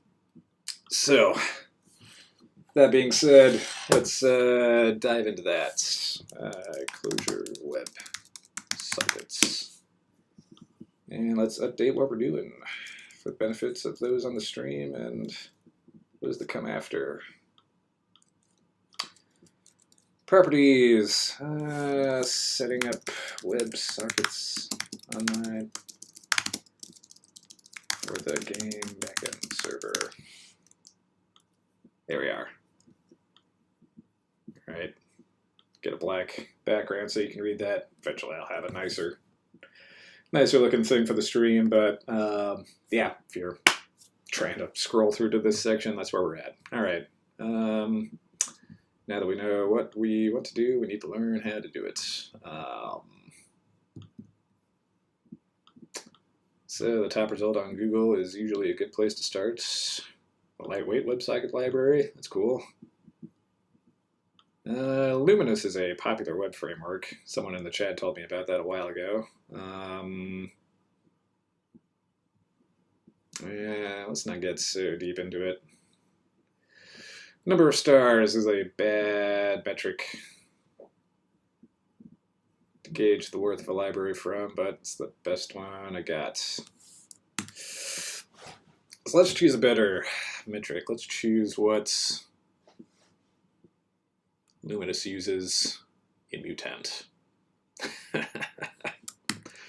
And the language people use in this language, the names of the libraries, the kind of ethos it invokes. Man, I really like it.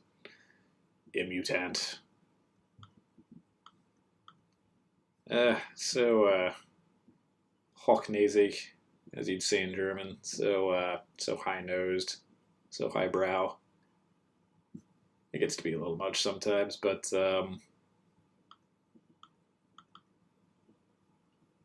you can't deny it sounds cool to say it. Man, did I already scroll too far?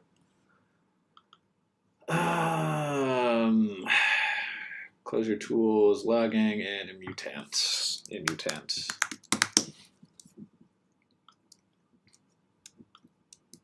It didn't show up in Google. What is a mutant? Inquiring minds would like to know. Chapter 1 is Chapter 1. Good God, man. Enhanced version of the JBoss application server 7. I'm guessing JBoss is a Java library of some kind. Incidental complexity. Integrated platform. Yeah, it's not really what I want. This frees the developer from having to build a unique stack from scratch.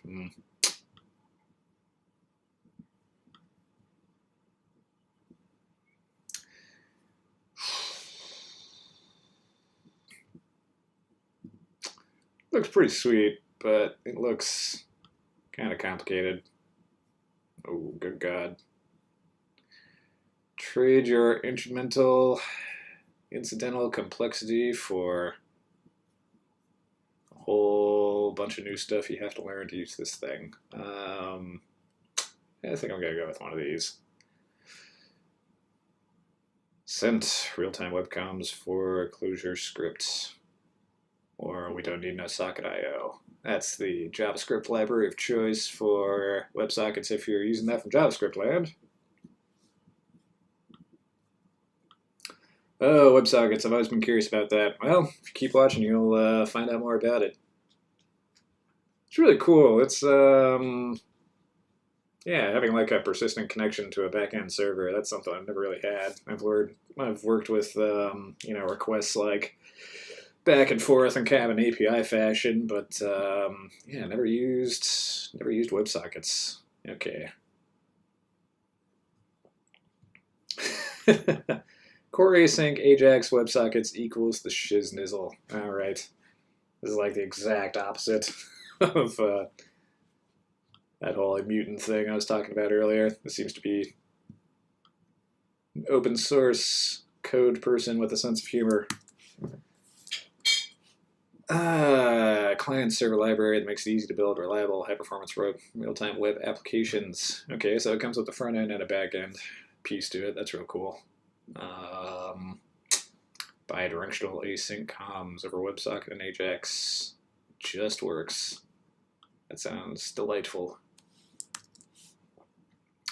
Flexible model, standard ring security model. That'll be important later. Fully documented with examples. Excellent. Small code base. That's good. Supported servers, HTTP kit. I'm already using that, so that's good. Nginx closure. I'll probably put this on an Nginx server later, so that's good. Yeah, looks like exactly what I want. Let's start ourselves. Okay, deps.eden. And it's also modern enough, I will point out, to have a deps.eden reference to it. So this is kind of a reference to like the command line tool I'm actually using, which is something called the CLJ command line tool, which is, as I understand it, a relatively recent addition to the whole language. So there was this thing called Lanigan. Well, there is this thing called Lanigan. I'm sure it's still used, which is like kind of the original like CLI build tool thing. Then there's something called boot, which I haven't seen around too much. which I think was supposed to be like a simpler, like kind of composable Lanigan. Like Lanigan was this big, like monolithic thing that kind of does everything for you more. Boot was supposed to be something that was more based on like modules, and then there's the CLG tool, which is intended to be like kind of like a boot thing, I would imagine, but created by the people who developed the Clojure language in the first place. So that's got something to commend it in that, it's made by the people who make the language. All right, let's get back to where we're going. Plotters docs, not there. CD20, 20.04. Let's open this back up.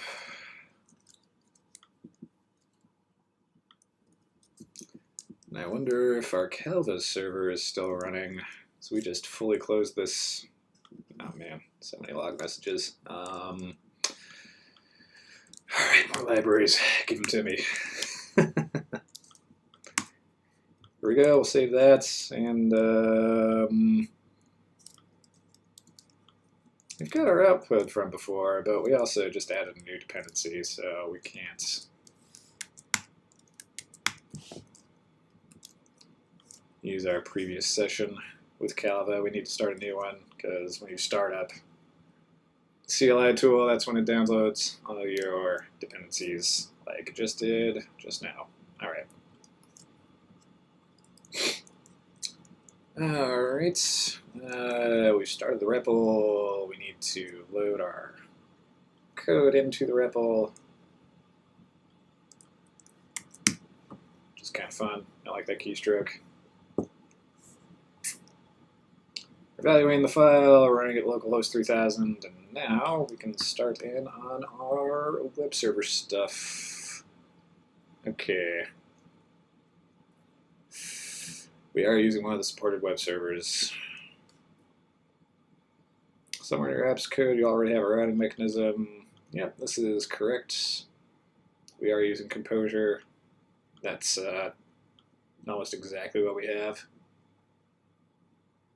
Okay, for Sentia, we're going to add 2 new URLs and set their handlers. All right. Require some stuff. Add this. Oh, man. So explicit. Not assuming much of anything. Ring middleware, anti-forgery. Yeah. Oh, yeah, here's a question. We're going to need security measures for this kind of stuff eventually, but do we jump into that straight away when we're like just learning how to like take our WebSocket baby steps? Rep anti. Yeah, I mean it's in the docs already. Yeah, presumably once you have it set up, it won't stop you from doing anything really. It's really intended to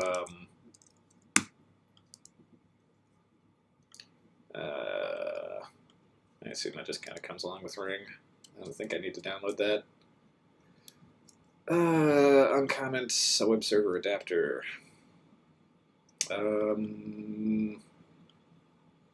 Alright, so we need an HTTP kit adapter. Yep. Okay.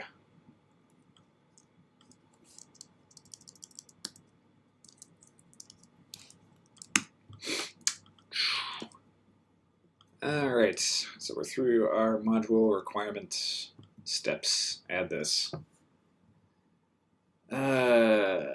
Channel receive V. What's a V?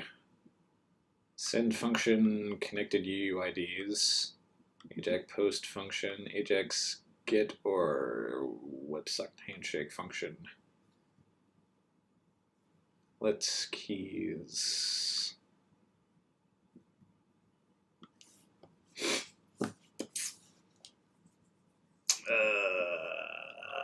Receive channel, receive vector. I wonder. got some terminology to learn. Let's call this WebSockets config stuff. All right. Yep. Don't comment. All right. Receive channel, send API function, a watchable read-only atom. Oh.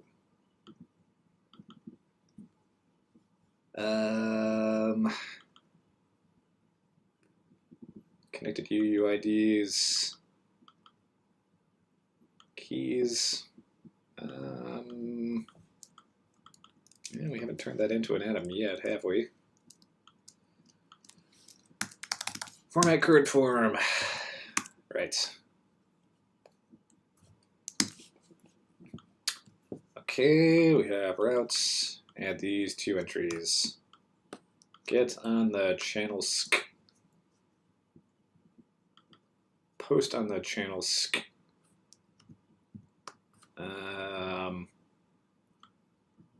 Ring Ajax post. So there's something in there about like routes. Yeah, post. Let's do this here. Got like having an Ajax fallback when you don't have a WebSocket connection, but it seems like we got those 2 concepts kind of mixed up here. But that's okay. All right, so here's something confusing. I tried to do this last time by passing requirements or request as an argument to this function, but I think what these routes actually do is just like define a route, presumably put that into like a map, i.e. an object. Yep, one sec.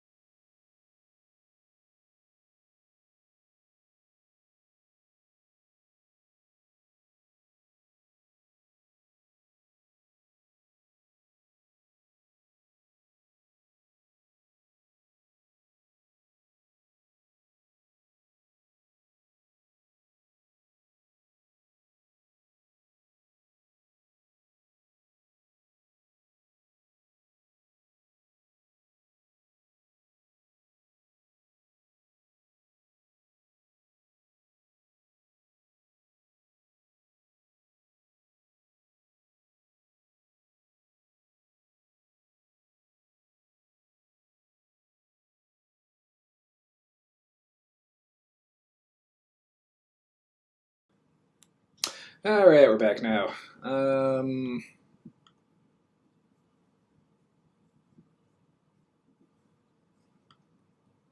So we added the middleware. That's fine. That's okay. We added routes. Add a CSRF token somewhere in your HTML. I don't understand this.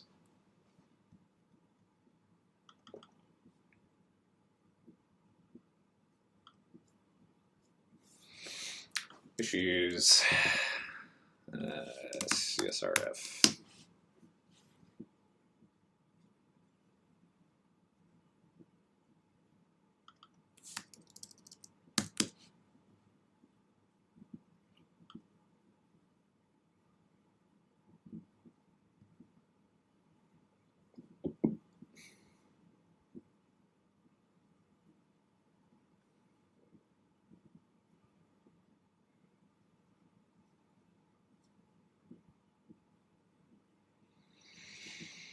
Don't really understand that. Add a CSRF token somewhere in your HTML.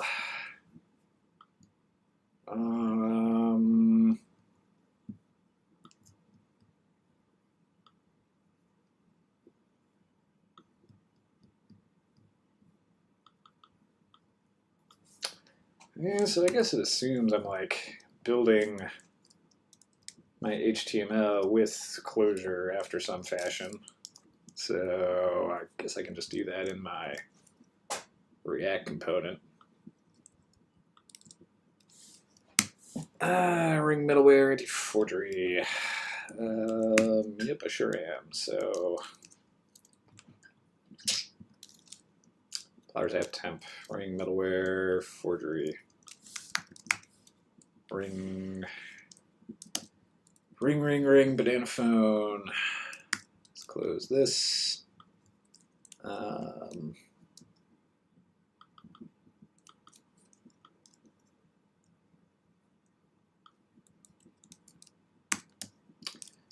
Now we find out how to, or whether, to what extent we can require a closure library in a closure script file.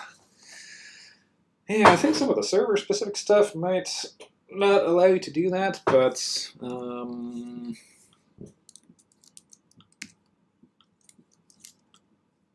yeah, it'll be interesting to kind of poke the boundaries of that and see where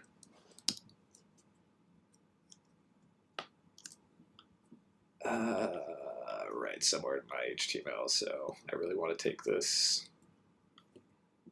but it's a let. Can I just like evaluate a form and hiccup like that? Yeah, let's turn it into a def for now. Not great. Closure practice, I don't think, but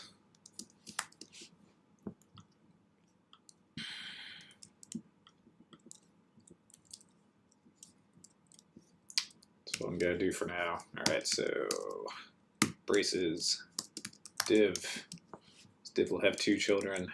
One of them will be my CSRF token thingy, and the other one will be my site title. Okay. Back to the docs. Okay, you'll set up something similar to this on the client side.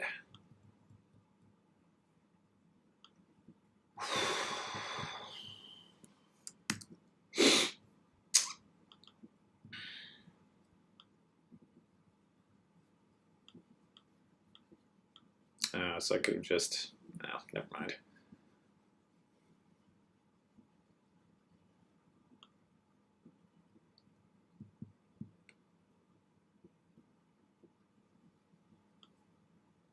Add this stuff. One too many parens. Okay. So we'd find that function, which goes into my JavaScript, goes into my HTML page and requests a div with a data attribute that corresponds to the token that I generate with this anti-forgery token code that comes from Ring. Then what I'm doing is I am opening a let block, creating an object which has keys corresponding to that.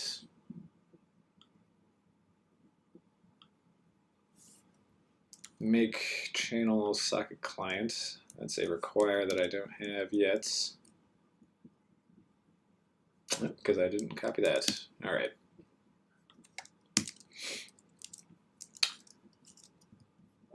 Okay, so we're requiring this async library. Hold on, what?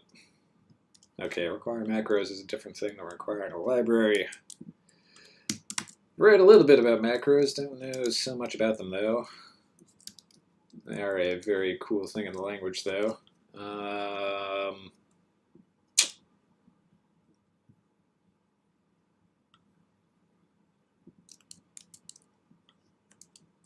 Oh, not in macros. We need to put this in our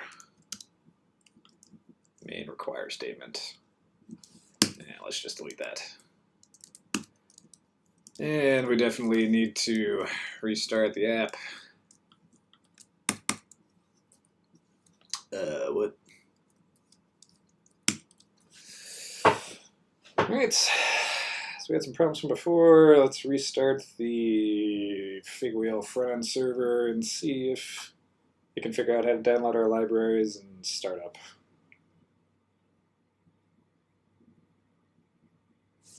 Nope.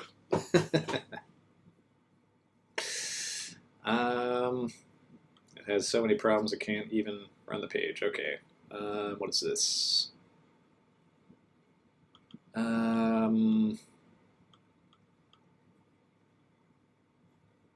I not have this in my dependencies? Thought I did.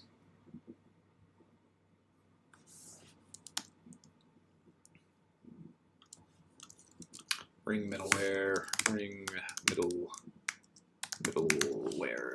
I do not have it in there. So let's go back here. Middle. Yeah, I don't have it there either. What do I have here?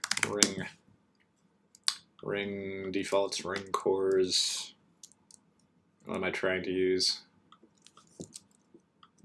Ring middleware anti-forgery. More to the point, does this even run? So now we're on the backend server again. Bytes already refers to closure core bytes.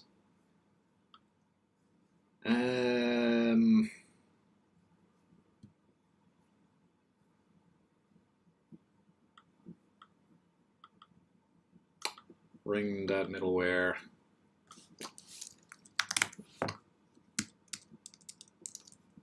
Do I need a special require statement for this? Ring middleware. Rather, do I need to specify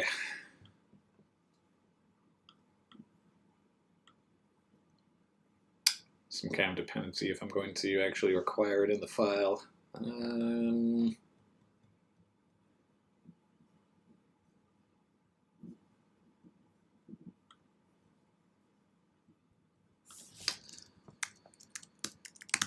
Mittelware.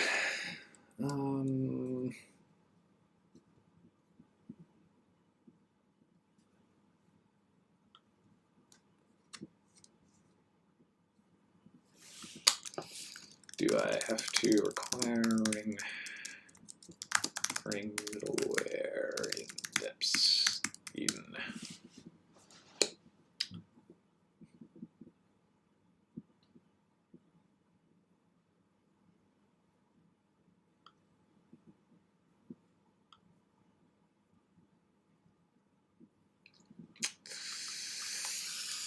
Middle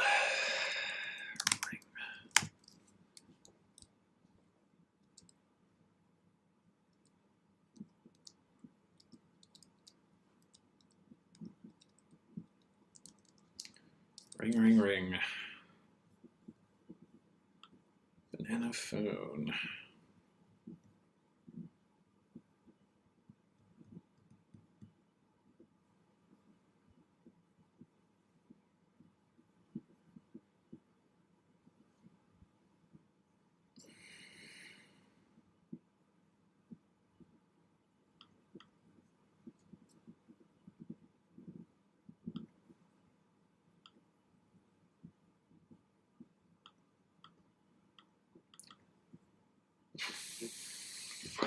They just require ring outright in addition with the defaults. Do I do that? I haven't. So maybe I should. I'm pretty sure I've already got ring defaults in there, so I just bring in the whole full Monty. Yes, okay. So now, if I try to start on my front-end server again, what do I get after having added what was possibly a missing dependency? Okay, I've downloaded a bunch of stuff, that's good.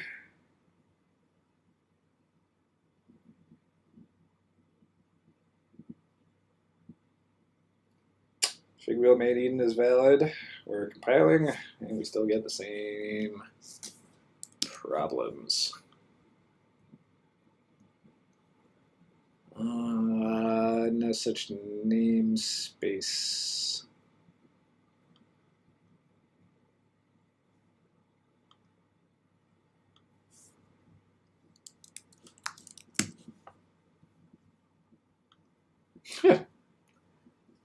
First, Google results is what I'm having problems with. Ring is a closure library, does not work. What? So how in the world am I supposed to put this thing in my HTML if I can't use this from closure scripts? How mysterious.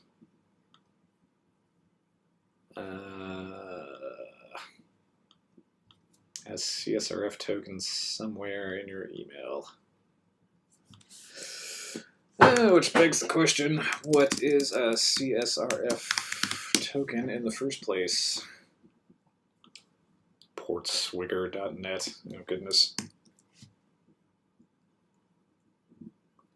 Unique, secret, unpredictable value that is generated by its server-side application and is transmitted to the client in such a way that it is included in a subsequent HTTP request made by the client. All right. So that tells me that I can't use a static index.html page for this because CSRF token needs to be generated on the back end, sent out with that initial request for the web page to the client, and then once the page lands on the client, it's going to like trigger an automatic like resending of that token back to the server, and that's going to identify you as like someone that can connect to a WebSocket based server in the first place. So okay, that was useful information, but now I need to figure out how to build a page. How to build an HTML file dynamic with closure. HTML generation by Hiccup. Yep. All right, so now I need to figure out how to use closure to build aforementioned HTML file, and then instead of sending this like index.html, which is like well and truly just like vanilla HTML, I'm going to send whatever this gives me instead. All right, there's that reference to that line again build tool I told you about before. Use Hiccup core. Yep, so I need Hiccup, which I probably have as a subdependency of reagent already, but I will probably need to Hiccup clojars. Probably need to install it separately if I'm going to use it on its own. Hiccup.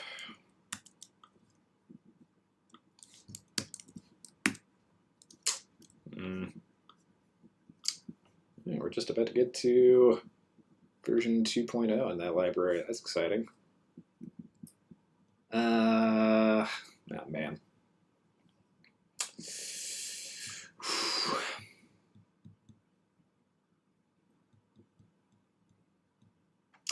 So here's an extra complication in that I've got like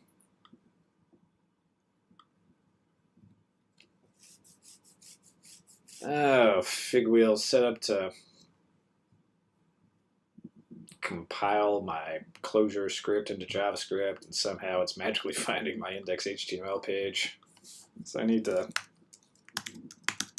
go back to the Figwheel docs. I need to figure out how in the hell you can tell Figwheel to serve a HTML file generated by Hiccup in a closure file. Tutorial.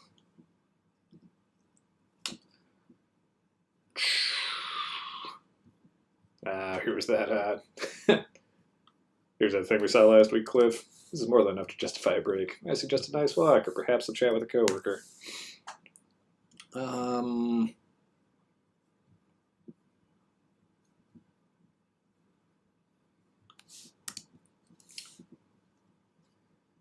Amping up the REPL. Yep. Multi-line editing. Feedback the build. Index HTML. Here we go. Great. Look at how you can provide your own index HTML. Yep, this is exactly what I want. But I don't want.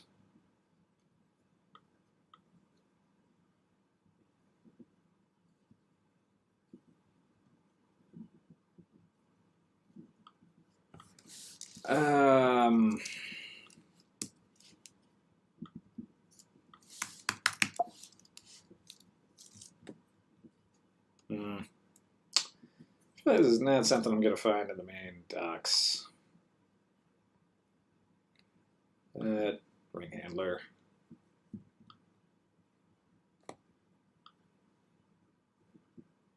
Simply start your own server. Handler. That's probably what I want eventually, right? But it's pretty sparse documentation for the task at hand.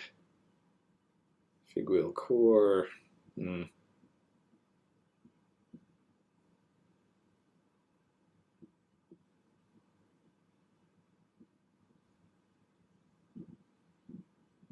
Build inputs. Nope. Serve. Yep. Template from Figwheel. Closure script.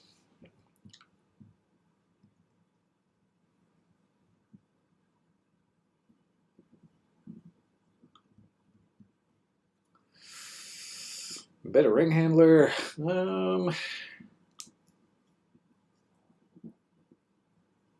Yeah, that's cool. Well, that's what we want. Turning into HTML with specific routes for spa. Yeah. Yeah, that's definitely what we want here. So anyway, that's what we need. But we're at the 12 o'clock mark, and I think it's time to take a break and have some lunch. So I think I'll start the stream from there, but eventually what we're going to have is the step from this page, which is setting up the front-end page, which will generate our CSRF token, which will send it back to our backend server, which will establish a secure WebSocket connection. So I think I'll stop it there for today. That'll be what we do in the next stream, which is happening tomorrow morning. And this afternoon I will do some kind of boring / secrets web server setup stuff. So hopefully by the end of the day we'll have our loading page up on the internet, and we'll be there like spreading the word and collecting some emails from prospective players. So anyway, thanks for joining me for the live stream, everybody. And yeah, it was of course a little trickier and more time consuming than we thought it would be. But then again, everything in life always is. So sign off for now. I'll see you next time. And yep, we'll catch you later.